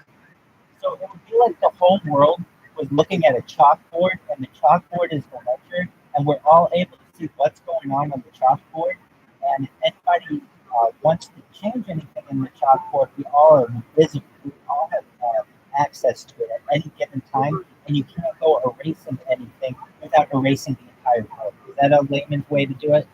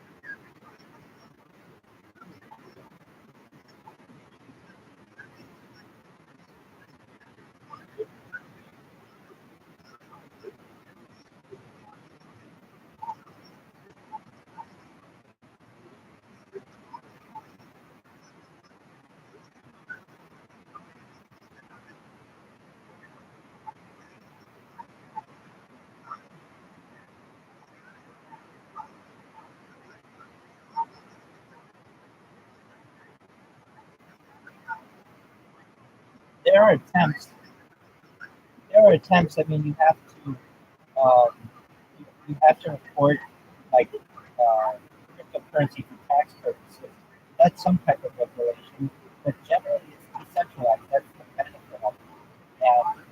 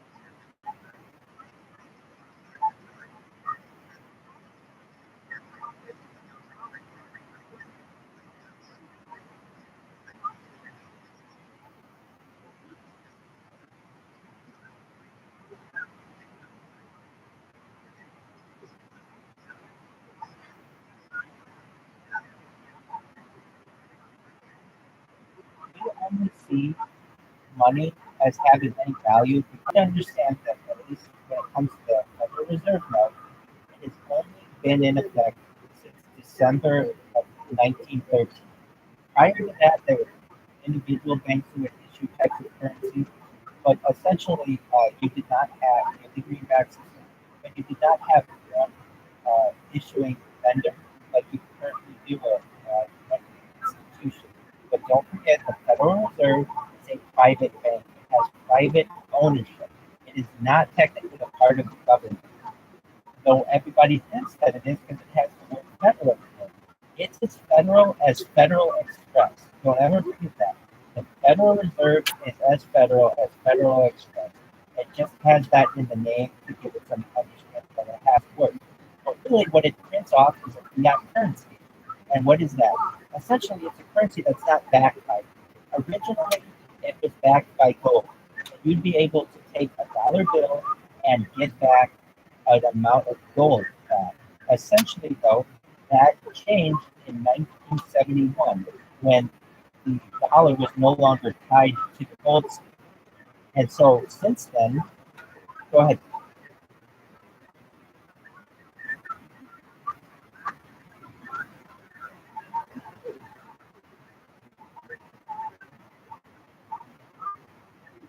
I've always been aware that Nixon did it, but we're going to look that up. That's a great, perhaps, ad.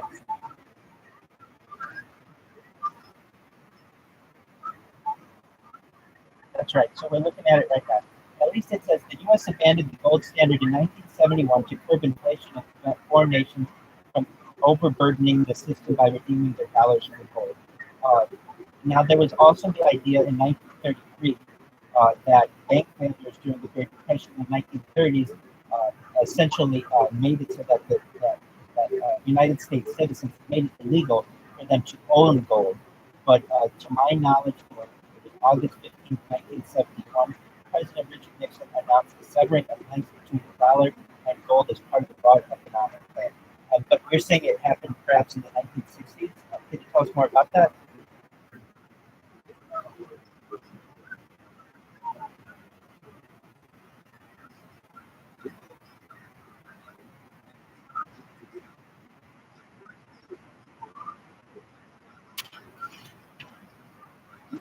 Absolutely, absolutely. We always want to hear when we are wrong, and we also want to hear other opinions. You're absolutely right there.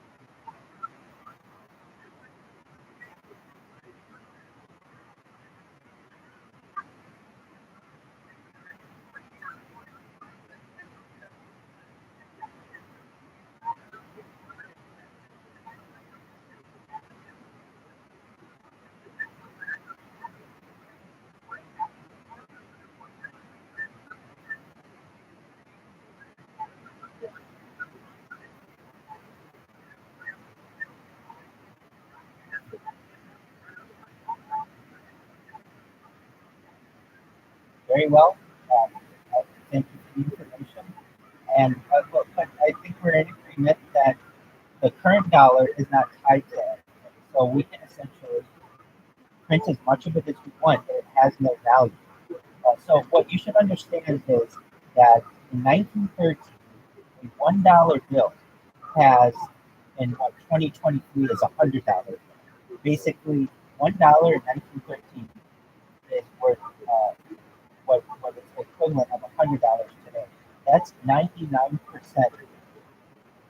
of loss in value. So there's the United States Federal Reserve Note has been devalued 99%, which basically shows that it has no worth. And now with the creation of so much more money that we had in the last few decades, particularly because of wars and foreign spending and just the debt that we have with the federal government, essentially the dollar has no worth. The only thing on which it has any kind of backing is on the backs of hardworking American people, and their futures have been sold down the river, essentially, and their children's futures. It's impossible, essentially, to ever pay all of this money back, and so now you're on essentially a huge Ponzi scheme. An interesting thing that Bernie made up, an interesting argument Bernie Madoff made during his Ponzi scheme days was that he was only doing what the Social Security system was doing, which is essentially one large Ponzi scheme, where it's basically a pyramid scheme, where the newest people are essentially the people who are going to lose out, and the people at the top are the ones who have any kind of security in it. But eventually, you run out of new people to recruit, and then it becomes crumbling down. In the same way, the Federal Reserve becomes crumbling down, and eventually you have cryptocurrencies that take over for it. In fact, I anticipate the Federal Reserve note will be the number one kind of wallpaper in the history of mankind. And the reason why I say that is in a similar way, the Weimar Republic in Germany during the 1920s, the Weimar notes were so useless that it would take an entire wheelbarrow to buy a loaf of bread. And that is that it became so useless that people were giving their children these notes on which to color because the Weimar notes were worth less than the paper on which they were printed, and they were using Weimar notes to wallpaper their bathrooms. I think in the future that will be what we will see for the Federal Reserve Note. It isn't backed by anything. And if you know anything about what we've seen in the United States in the last 2 decades or so, it has only gotten weaker to the point where when I was a kid, it was America through. It's never going to be off the king of the hill, and now we're battling for second. And that to me is a really sad state of affairs. And the only thing about which we have to back our currency is essentially our military. And the only thing that gets our currency any value is what you give it. And so the fact that people think money is valuable, that is attractive to some people, but in reality, it's not backed by anything. You can't do what you used to be able to do and take a dollar and go to the bank and get that issued back in gold. That is no longer a thing.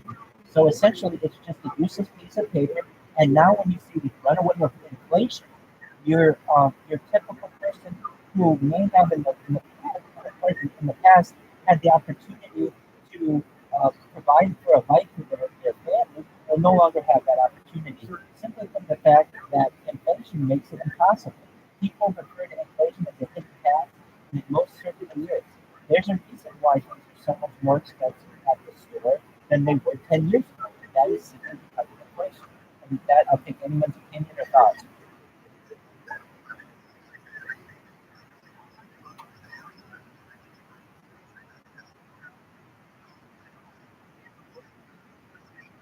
No, you're absolutely right. You're absolutely right. Also, overseas spending, that did not help things either.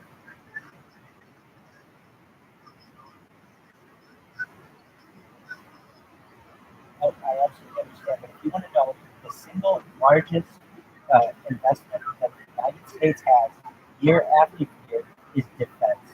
If we were to just for 1 year, just 1 year, not let's say we paid all the soldiers and military people, but I'm saying we don't have these huge defense contracts, Lockheed Martin and Northrop Grumman, Raytheon, and Boeing.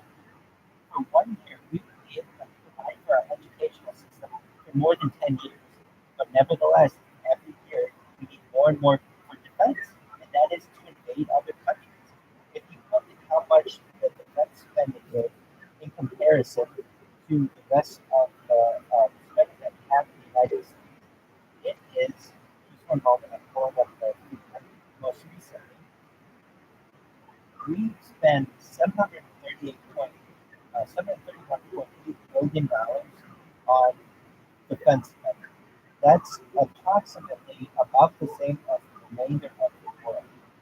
Essentially, what we also have when it comes to education, uh, in comparison to the moment average defense spending versus education, it's an incredible amount, and social programs, it's an incredible amount that we spend, and no one ever talks up about this. No one, you'll never hear anyone say, "Hey, I don't think that we should spend so much on military." But essentially, most of the budget does go to defense, and if you look at, that's just the budget that we currently know. There's the deep state budget that is essentially in classified programs that we don't even discuss in above ground, essentially. But there are certainly huge amounts of investments that are taken up by deep state spending. No one, I mean, there's like a government accountability office. They don't do anything. There's no one to audit the Federal Reserve. I mean, there have been pushes for it. Shout out to Dr. Ron Paul who tried to do that, but he's never able to really do it in an actual correct manner. Same with the defense system. And people are too busy worrying about, you know, they're living paycheck to paycheck to be able to have these types of discussions. I would just ask the room, if you're aware of how much we spend on defense spending, it's a huge amount, 10 to 15% of everything that comes in. What are you thinking? What are your thoughts about perhaps reducing defense spending?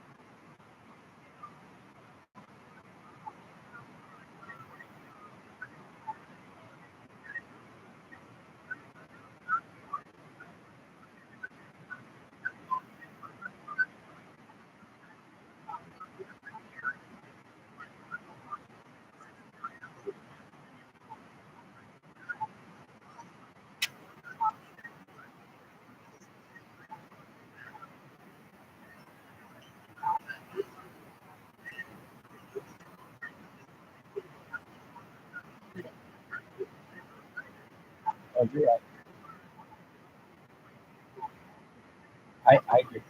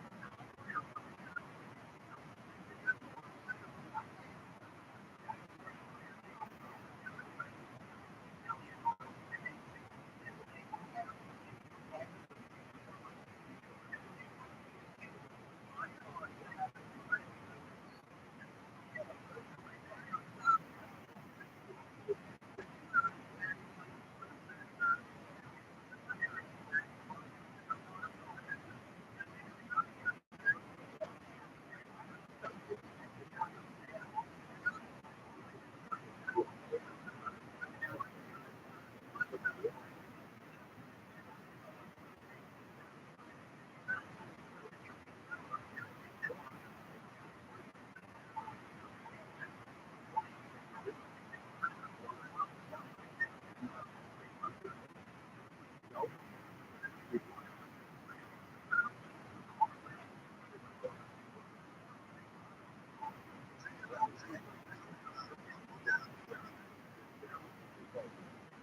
ahead. Go ahead.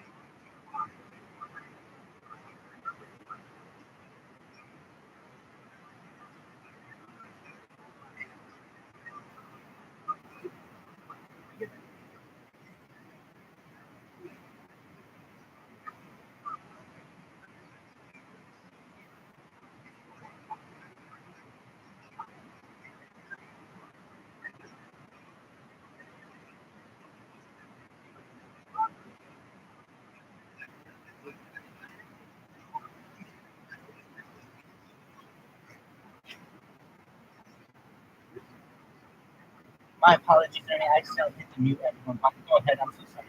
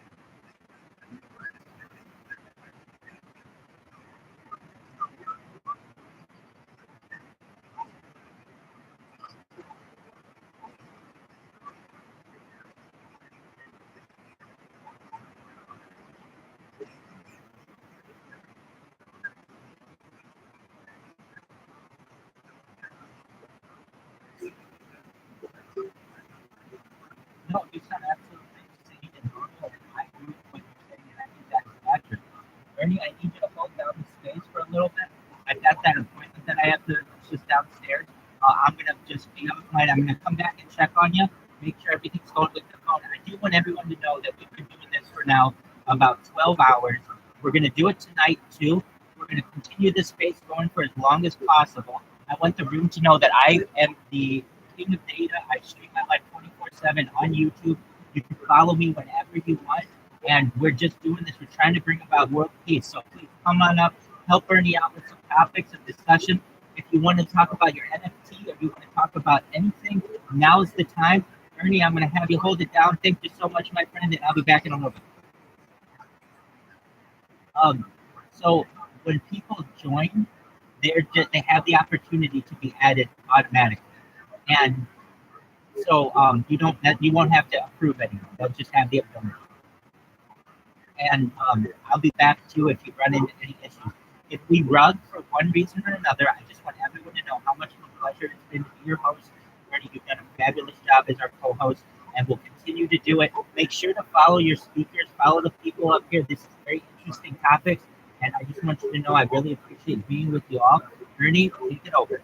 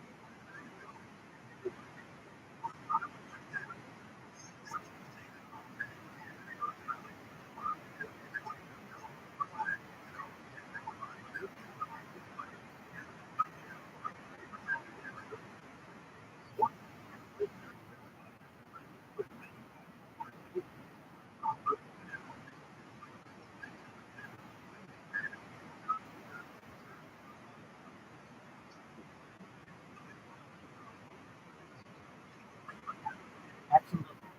Bernie, thank you so much for holding it down. Yes, I am serving. Absolutely, Vivi, thank you so much. Now you know what it's like, my friends. I want you to know that, firstly, thank you so much for holding it down. It's about multiple. Oh, yeah, definitely. Doug, absolutely. Doug, you're the man. And Doug, you about the seatbelt. I love you. Doug. So it's about multiple. So what does that mean? You want to buy something like what Abe was saying, buy $100 of a shit coin, whatever kind of small amount of coin that you can have, and just kiss that money goodbye in your head. But you never know. That's the money that might turn into the next Bitcoin. And you bought, 100 of them or 500 of them or 1,000 of them.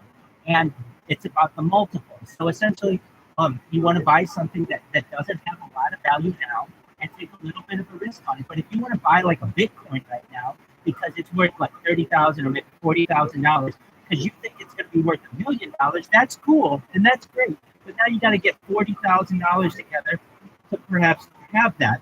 When you could have basically what those people who bought Bitcoin 10 years ago did, and they bought like $100 worth of Bitcoin when it was worth like dollars, pennies, basically. But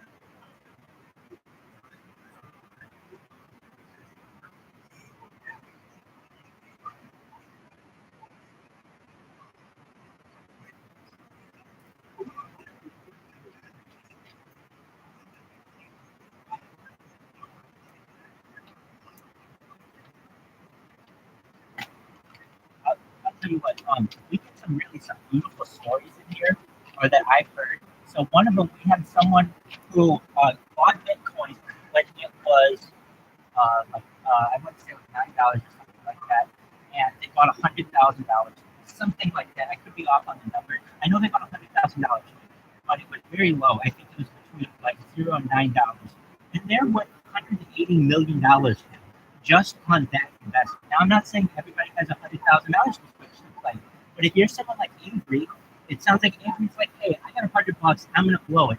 If you're gonna blow it, why not take a risk on something that's like has a minuscule amount right now, but you're able to buy a ton of it and just sit on it for 10 or 20 or 30 years? Essentially, that may be worth nothing. You lost $100. In today's day and age, it's basically nothing. But in the future, that could be your next Bitcoin. And really, there are a lot of low-level cryptocurrencies out there. Some of them that have been named, essentially that are excellent buys, and they're still affordable to the common person to buy a lot of them en masse. And you never know what those are going to do in the future. So if I was someone like Avery, I would not put $100 in Bitcoin. I would put it in perhaps a lower value cryptocurrency at this point, though I don't think $100 in Bitcoin would be bad at all. I think that's going to go up, and I think perhaps within the next year, you may see Bitcoin at $1 million or $2 million within the next 2 years. Why?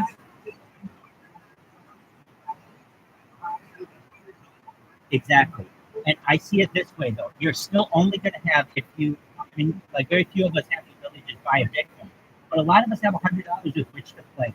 And if you're able to buy whatever your coin of choice is, and you're able to buy 1,000 of them, imagine what those perhaps could be in 10 years or 20 years when those are what now 1,000 different Bitcoins are. It's about multiples. It's not necessarily about the currency of the cryptocurrency.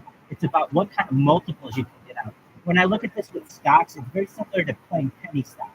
Essentially, you can buy your gold standard stocks that are your Berkshire Hathaway stocks. That's great. The Berkshire Hathaway stock isn't necessarily going to double overnight when your penny stocks could. And essentially, so I mean, I'm someone. If you like to gamble, if you want to make a lot of money with a little bit of investment, then the way to do it is through penny stocks. In the same way, you do that through basically affordable cryptocurrencies at this point. So but people say this isn't a financial advice. I am saying take it for what you want. I consider it financial advice.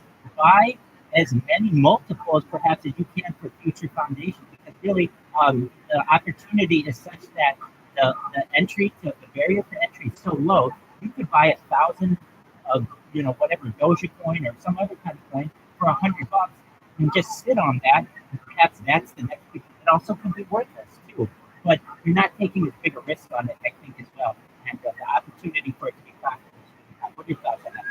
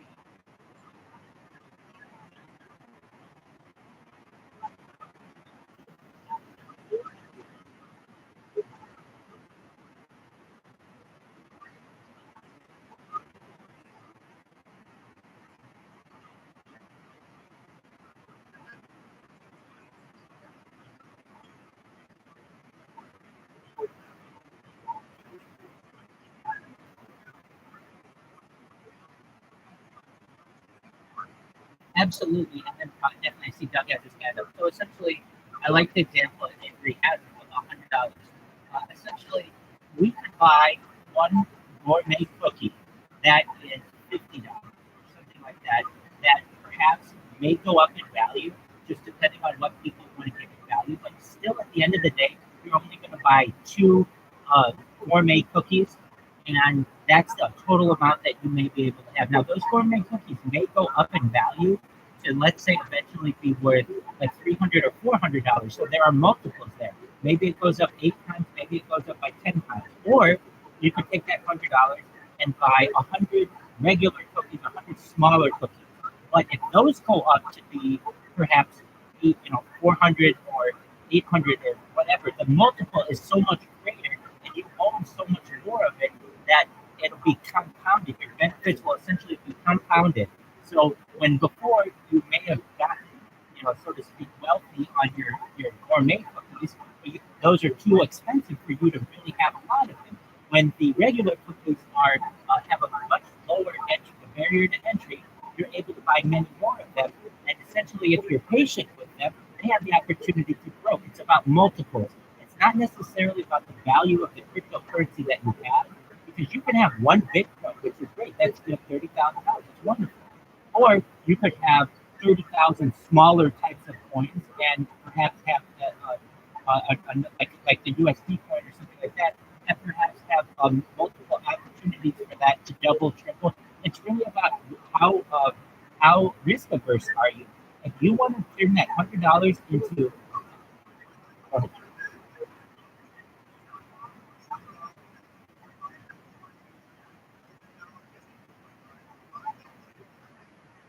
it is.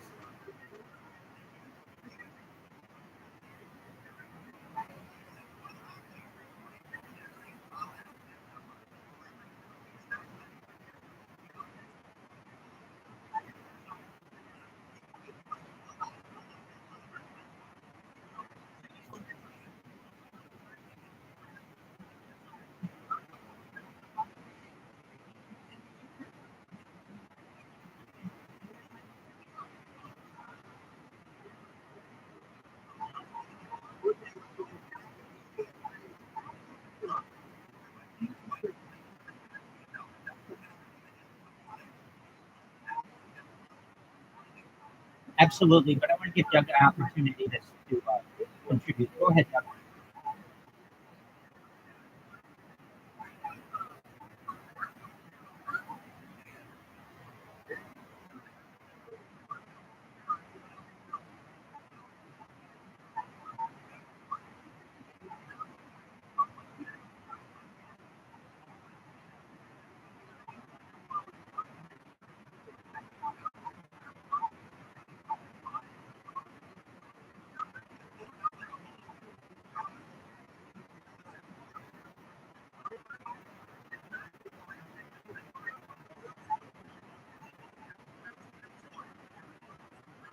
I do to some extent, and I've used that. Bastomatic has shown me that it might be the same website, but essentially within a set period of time, 24 hours, you go to it and you're essentially able to mine online. Is that correct?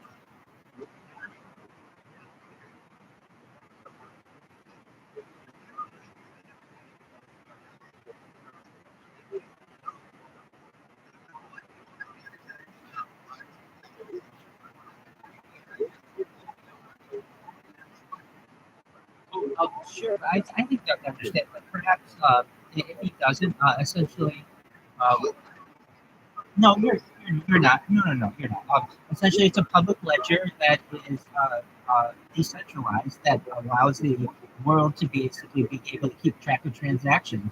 And the different types of cryptocurrency that we have, the most popular one and generally the highest one is Bitcoin. Ethereum's popular, and there are many other ones that are worth thousands of dollars. And then you get these ones that are worth fractions of a cent. And essentially, when you're able to buy like a million, whatever kind of coin you want for $100 or so, it's really it's really an interesting bet that you may want to take. And I don't know how much more about it you want me to explain. Go ahead.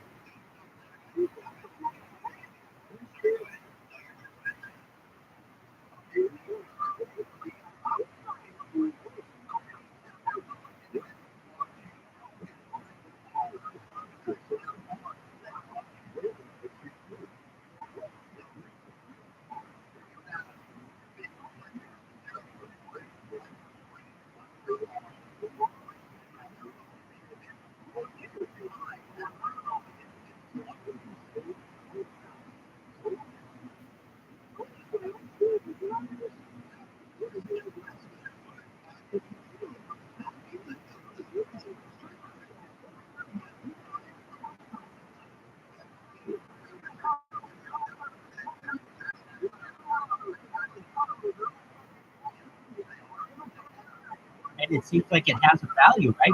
$25 is that you said that?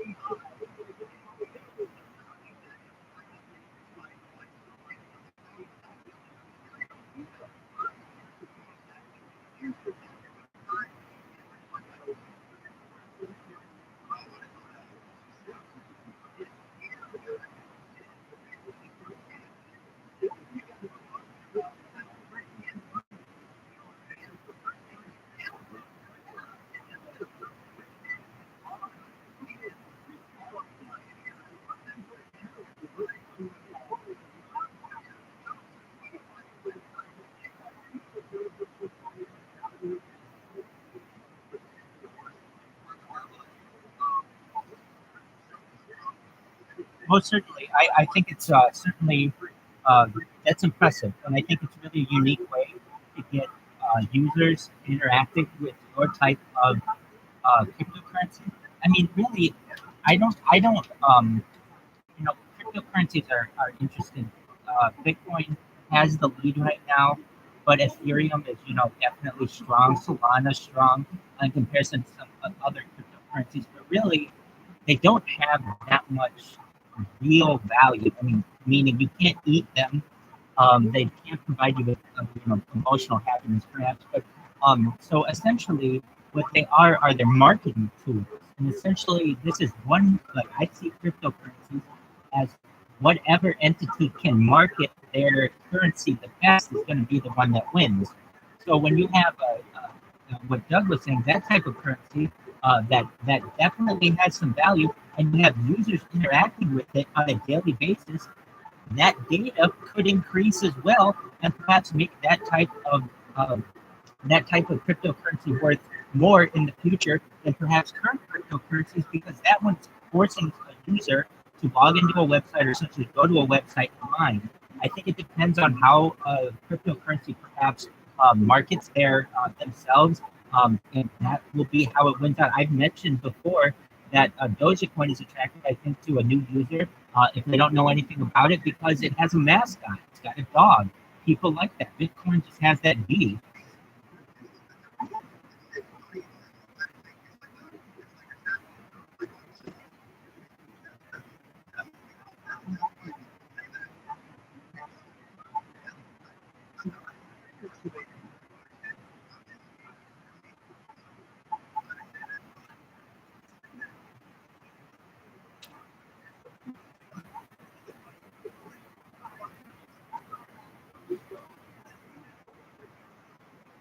It's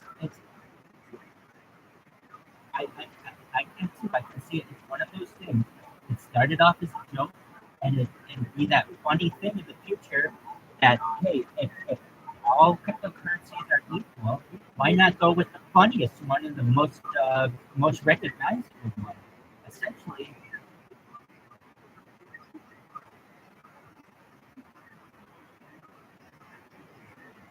most certainly, he's made Twitter CEO dog, and essentially put that as a hidden mascot. I think that it has a lot of opportunities as well. Just from the fact that if I were to just take a classroom full of children and line up all the cryptocurrency and ask them which one did I like the most, they're going to say I want the one with the dog, and that's how people think. I know we sound like we're kind of dumb, but we are. And at the end of the day, when people realize that, hey, the meme coin that was actually a joke actually turns out to have some worth, it's going to be very attractive to a lot of people.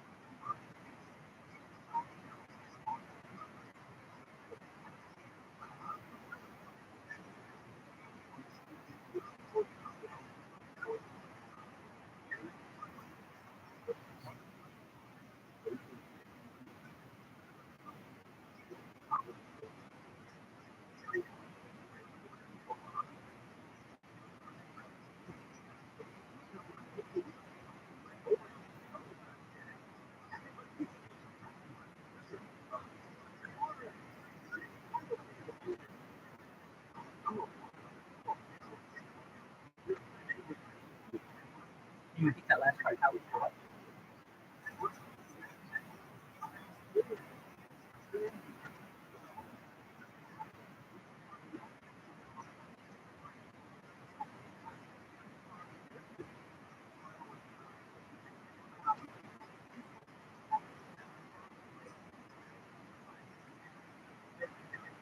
I don't see that way that he maybe portrays that. But from what I've seen, he just tried to build public opinion in a lot of ways. And if you look at his investments, they're for the betterment of the community. When it comes to solar, or electric cars, trying to get the world out of fertility, Neuralink to help people with perhaps paraplegic people or perhaps disability. When it comes to SpaceX,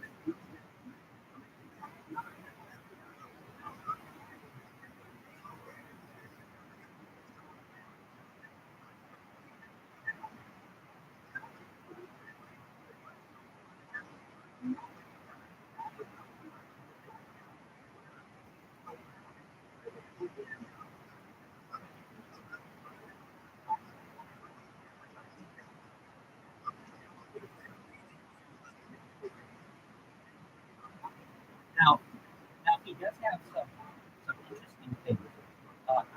There are major Elon Musk fanboys, and I don't think we get all giddy about it. He does a lot of good things, but I think it was set up to be in this position, and I'll explain why. There's some things that I don't necessarily like. At least in his recent BBC interview, he was asked about a Twitter account that was essentially doxing him, providing for the information where his plate was. And he stated that that account has been banned, but his justification was not very articulate. And the BBC reporter even questioned why.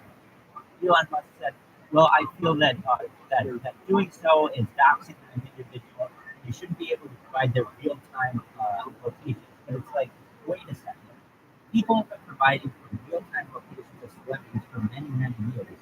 Why is it now that it's new and that it's very available to society? Why is this now bad?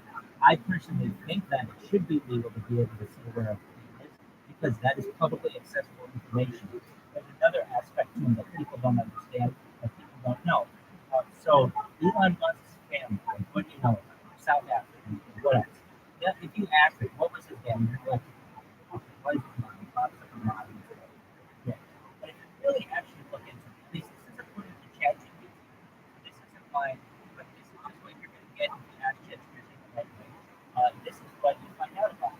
Elon Musk's grandfather, Joshua Holden, purchased an internet-based Rabbi Emerald line in 1948. Now, this is all things that Elon Musk spent a lot of money trying to cover up. He doesn't want people to know about it because he wants people thinking self-made building it. But in actuality, he was very much so. If you find anyone in society who is at the top echelon has been set up to be there, but they don't think so. So this gravel mine, this mine is located in the Congo province of South Africa. It's known as the Gravel Emerald Mine. The mine is operational for 40 years.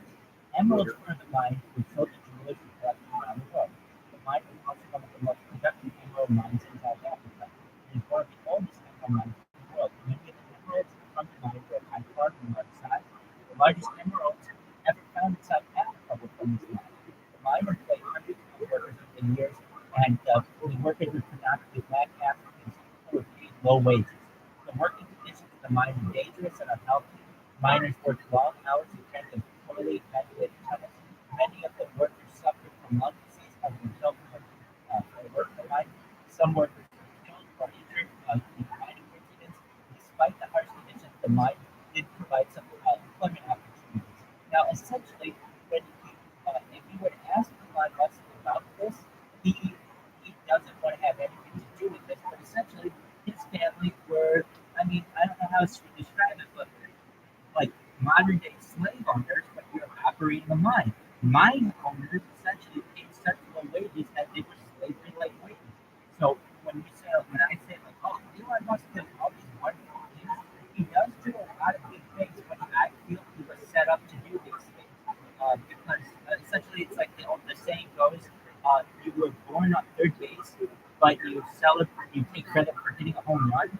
He isn't as self-made as people think that he is. One other aspect of one of these interesting stories I feel is Jeff Bezos. So Jeff Bezos, uh, founder of Amazon, people don't know about his grandfather. His grandfather was the DARPA architect. His name is Lawrence Preston Guys. So Jeff Bezos, this is according to ChatGPT, so take it for what you will. Jeff Bezos' grandfather, Lawrence Preston Guys, was the regional director of the atomic energy. Guys was also one of the early architects of DARPA, the Defense Advanced Research Projects Agency. DARPA was founded in 1958 as a response to Soviet Union's launch of the Sputnik satellite and was tasked with developing new technologies for the U.S. military. Some of the technologies that DARPA has developed over the years include the Internet, GPS, and stealth technology. Guys' involvement with DARPA was primarily focused on the development of nuclear weapons. Bezos has never publicly commented on his grandfather's involvement with DARPA or nuclear weapons.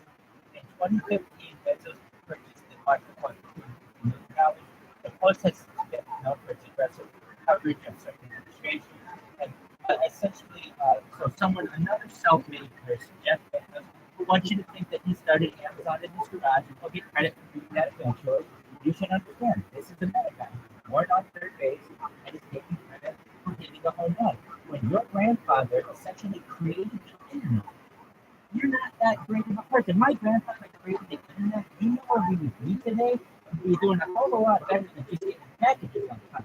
But what this is a long story getting to is many of these people you can see in society have been set up there. And I just want the room to know that you can never always trust what you're going to see portrayed in the media. And with that, I know I've raised some points that I'd like to hear with perspective.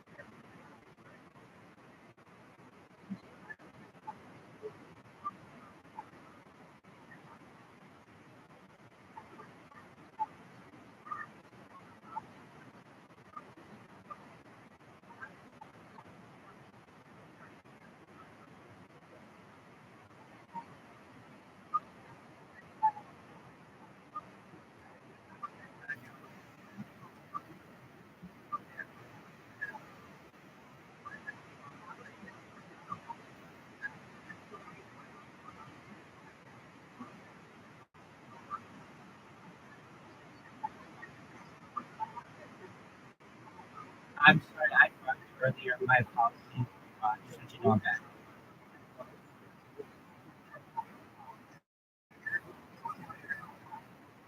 Really, I haven't heard anything about the last 3 minutes. Sorry about that.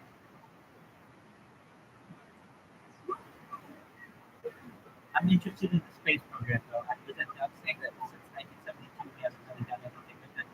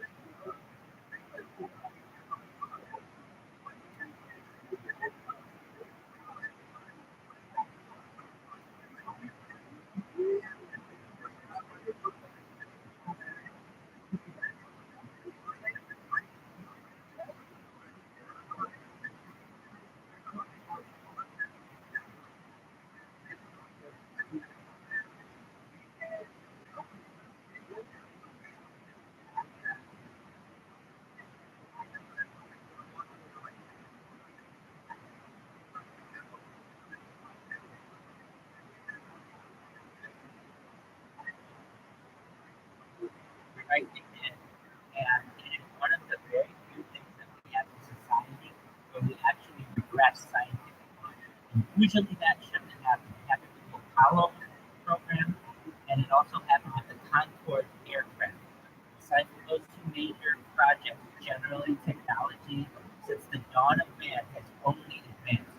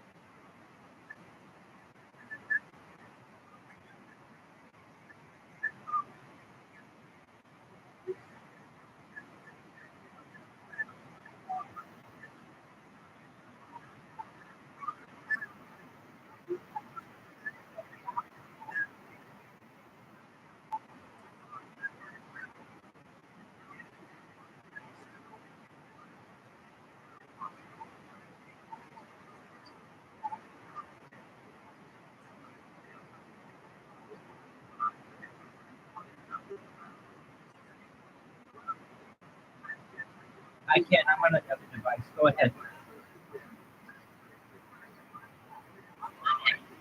Yes, go ahead. I got two different phones going.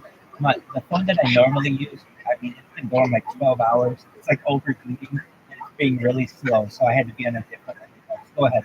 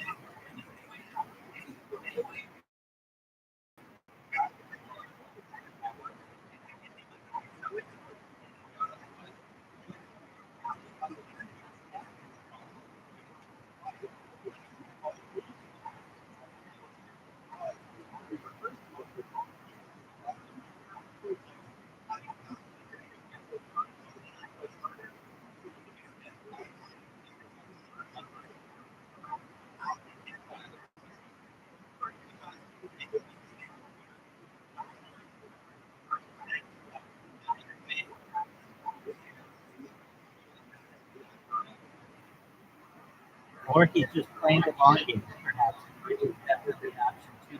But I'm going to agree. He seems very much more open than perhaps any of these other um, uh, entrepreneurs. Like, what do I mean by that? Well, I mean, he's just willing to have like an impromptu meeting at his headquarters with the BBC. Not everybody's willing to do that. I'm sorry.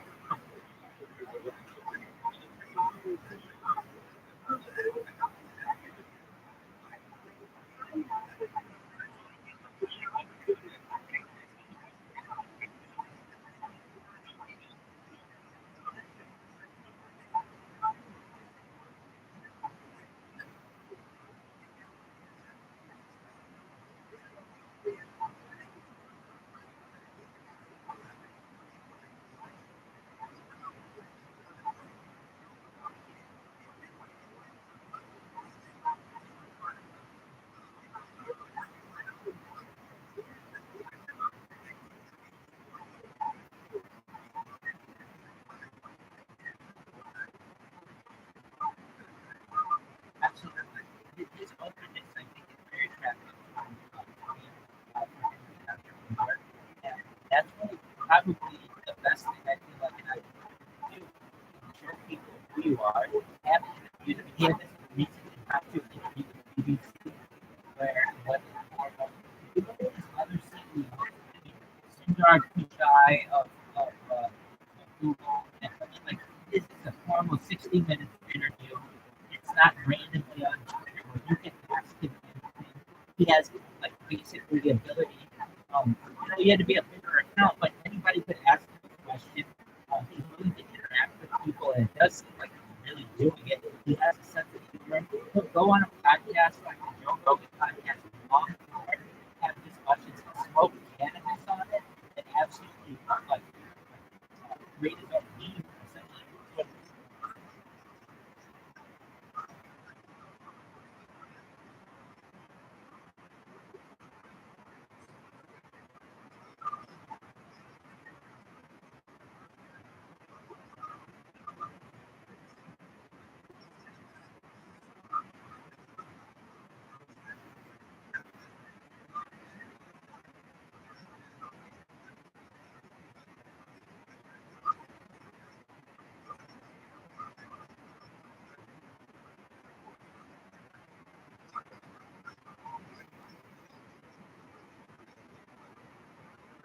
So that's a very interesting point.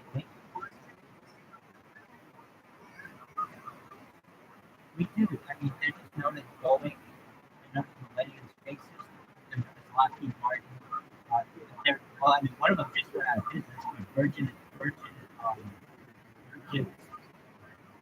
which one?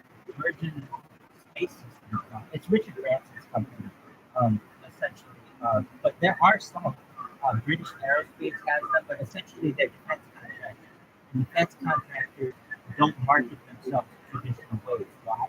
Because they create killing machines, and they don't want people to know about what they have. They're very secret about these things.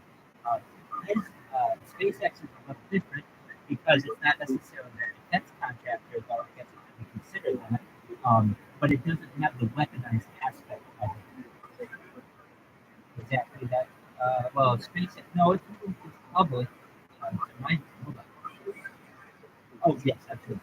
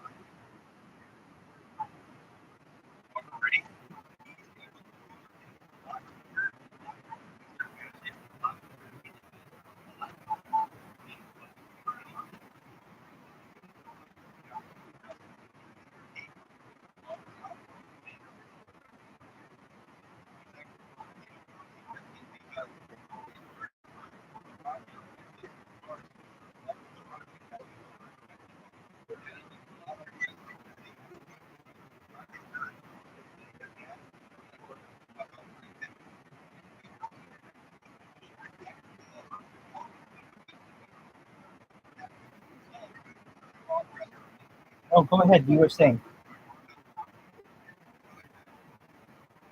Can you repeat what you said about essentially the rocket having to pass over Mexico?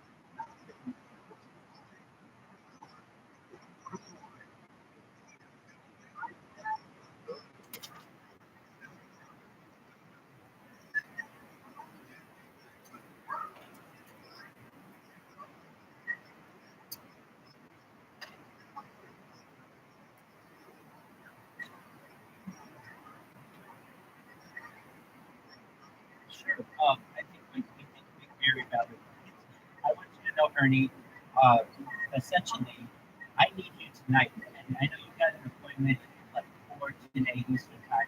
What I All right. Well, I have to be on first tonight. If well, I was going to say what I could do is play that interview of Joe Rogan and Elon Musk for a little while, at least so I can give a little bit of shut eye. If the room is interested, you know, I have to say certainly. But I'm going to go until this phone rugs. Essentially, it keeps rugging on me a little bit. If we have other people like to come up here, please feel free. I've been at this for more than 12 hours, and that happened like, honestly, I just need a little bit of a break, and I'm sure Bernie, you do too. So, if you'd like, well, we can play this and see where it goes, see how it goes. If other people want to come up and discuss this, we certainly can. But we can hear from the man, the myth, the legend himself, if you'd like as well. What are your thoughts, Bernie? Is it okay if we take a little bit of a break and listen to hear what Elon Musk had to say to Joe? Excellent, absolutely. So, probably tonight about midnight your time. You got it.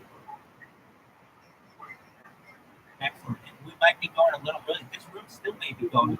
You should just know as well, at least with my phone, I have an older iPhone in which I run these spaces. Normally, I mean, this is a really exciting thing.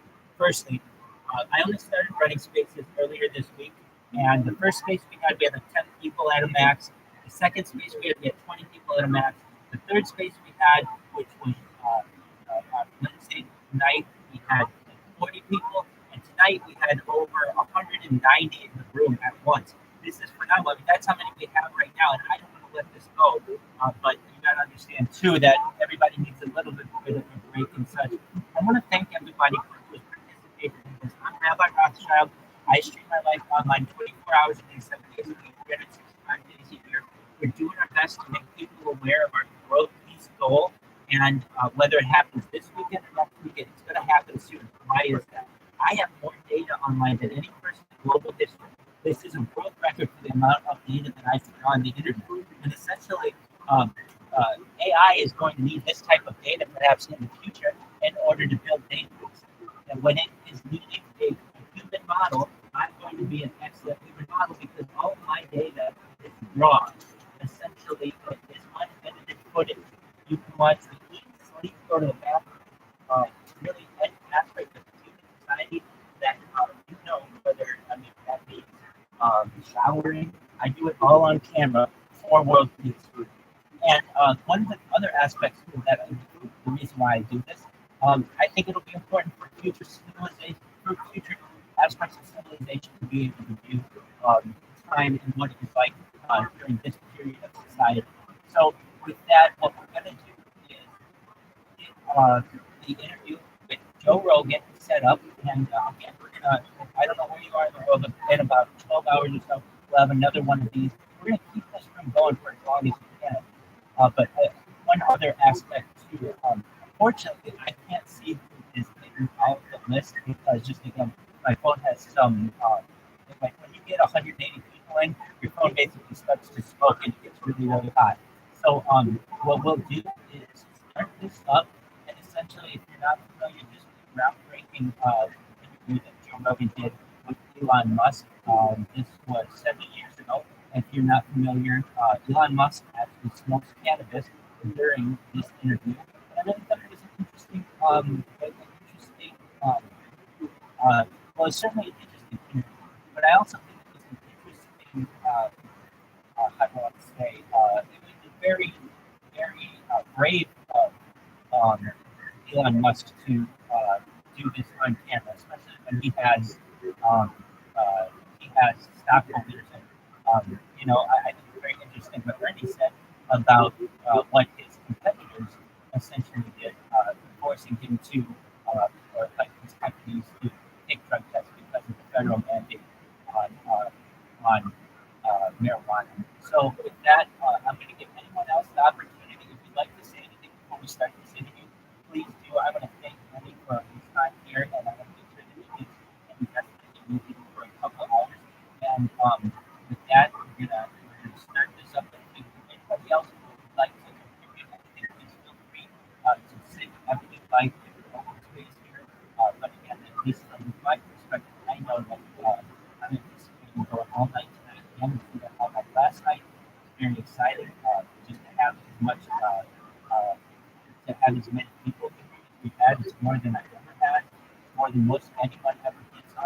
Last night at one point we were the largest Twitter space in the entire world. Now it was overnight, but that's really, really exciting. Definitely, to just even have that kind of attraction. Because I'm telling you what, somebody in this room right now should understand. I have more data on the internet than any person in global history. What does that mean? Data is the number one resource of all the resources that you can have. It's more important than air, than water, than gold, than plutonium. It's the number one resource. So I have more of it than anyone on earth. What does that mean for the common person? Well, essentially, you can always watch me online whenever you want, 24 hours a day, 7 days, 365 days a year. Now, is all of it really interesting? No, I do everything. I eat, sleep, and do what you normally do. So it would be like watching someone just live their life. However, we should know that there are new types of technology. In fact, I just read about one of them yesterday, that you're able to take a long form video, like for some of my videos are, I've had videos as long as 10 days on YouTube, but essentially take a video of mine that's like 24 hours and condense that into a YouTube short using AI, so that I don't have to necessarily edit all that information. It can just every single day basically put out a short for me automatically. I don't have to edit it. So you should just know, if we haven't met, perhaps we'll meet in the future. I want you all to know as well. I have my word on this, and this is all recorded. I want to make every single person in this room extremely, extremely wealthy. I want to make sure that your greatest fantasies are lived out. We talked about a lot of these, sexuality, and really just human behavior, and really we talked about brain uploading, DMT, and transhumanism. Just some really, really exciting aspects. Absolutely, yeah, some really exciting aspects of society. And when you are part of a civilization or culture, we're on the cusp, so to speak, of transhumanism, and I think we have a very good example of somebody who is essentially involved in some of that, just based on their wealth and some of the things that they're creating with Elon Musk. And thus, I think it's appropriate. We're going to take any kind of break from society, and in a few moments, we will we'll play this, and hopefully it works. And if it doesn't, and if I rug out, apologies, everyone. We've done our best. And with that, here we go. Excellent. Appreciate that. Absolutely. You got that right. Beautiful. Here we go. Elon Musk and Joe Rogan. Pulling it up right now. Here we go. There we go. Of course, it's going to tell me I need to sign in through my agent, all that other stuff. I love how I've done stuff 50,000 times. It's still asking me that. Just one moment. Exactly. Here we go. I hope everybody can hear this.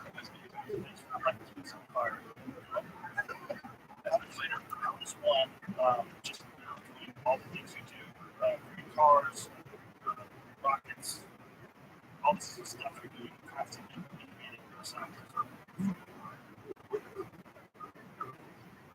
Well, the thing I've been on here, so I have this sort of like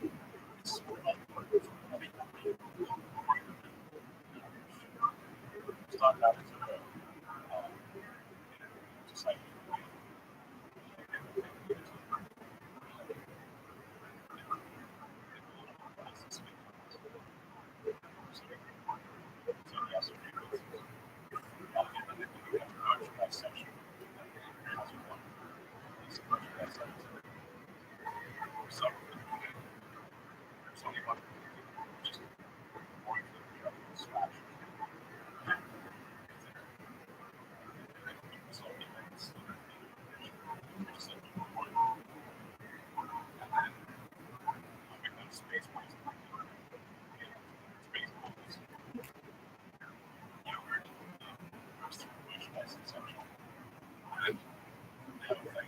Just for a moment, I'm going to switch the lights are coming out of because I need to make sure the charging is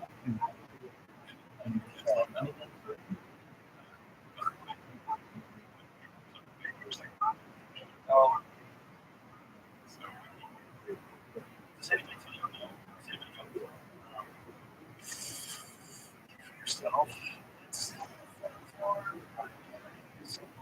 You're selling this device to people who buy the thing in the first place, you want to connect ourselves, get your ourselves. That's trouble. I said, don't buy this thing. Don't buy it. Don't buy it. That's what I said. If it was still people wanted to, yeah, there's nothing to get you just stuff. It's not so up. I said, don't buy it. It's a bad idea. I'm integrating you. It's dangerous. It's wrong. Don't buy it. Still people wanted to get you stuff. It's college, man. Now, they're all gone.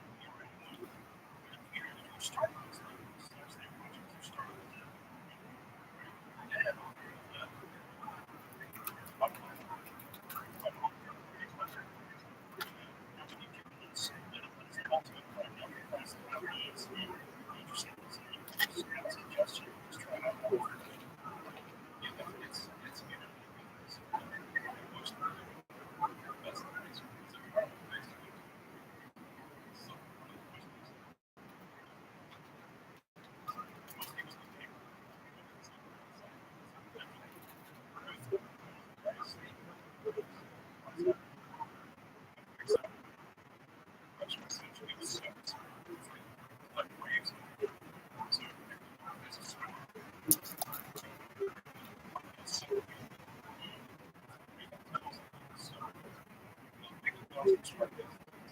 Yeah, it's seconds. Like this. And so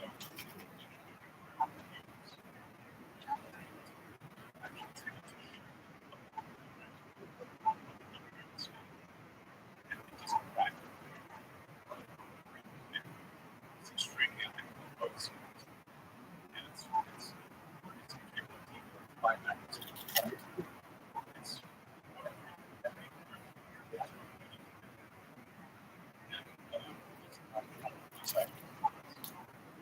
someone has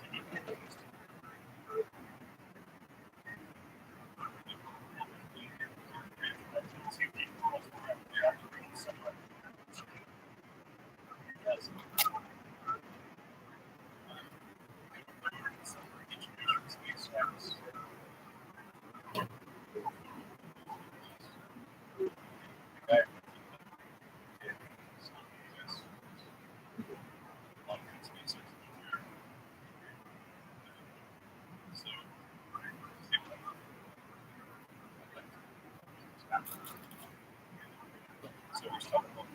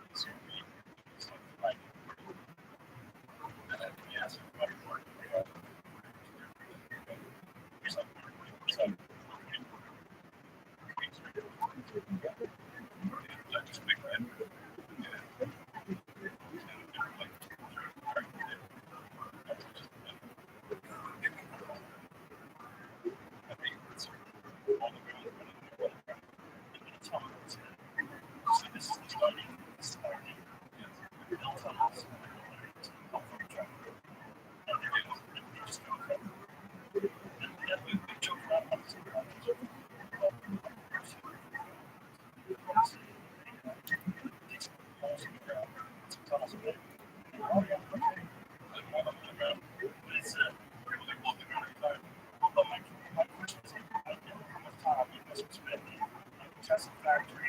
I know how much time must be spent on SpaceX. We used to have time to take calls on the ground in LA and come to the meetings. I had a buddy that did. I'm sure you guys have heard of that. And that's something managing to make it understand. See, it's so cool. Yeah, I do. It's urban code. I understand what I do with my time.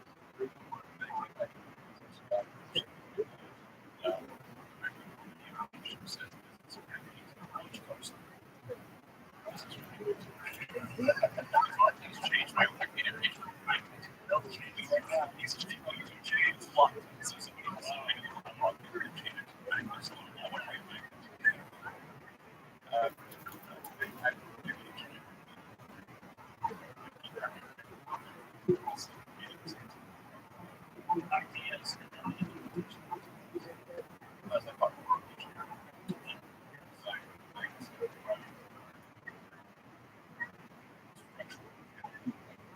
software.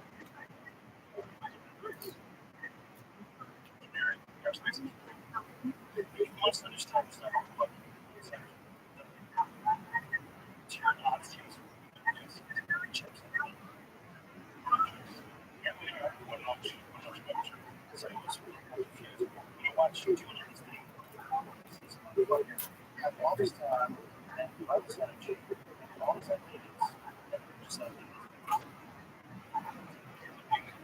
that's what I was expecting. Come on, right? Saying is fast. If it was one, because if it was like maybe an intelligent being creating, yeah, it's a very new book. You just be honest. It fits my shit. That's the way. You might have some limitations. You might continue to do. When you're not probably wrong.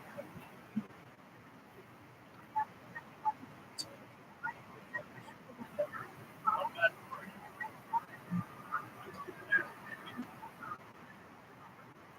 Not being able to you skate the shit out of me when you talk about Santa Cruz. Consider it to a podcast with Sam Evans. Shit pants. Talking about AI, I realized that, oh, this is a gene. It's a problem. There's a video that you tweeted about one of those Boston Dynamic products. You like future thing. So far, you can't see it. Yeah. Okay. And no one's really paying attention too much. Obsessed with technology. All these things are happening. These robots. Did you see the one where real estate should be robots? Why? Which we should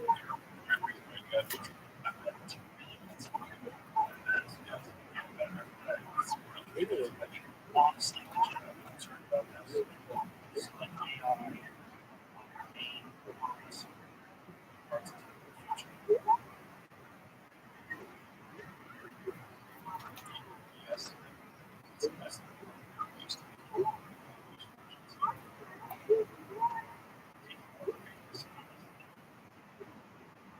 So you used to have one, and you gave them some of it. That's what you're trying to be. This is just what it is.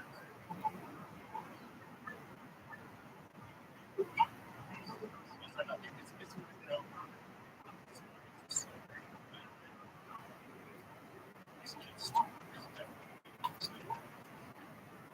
not necessarily. It's not necessarily. It's just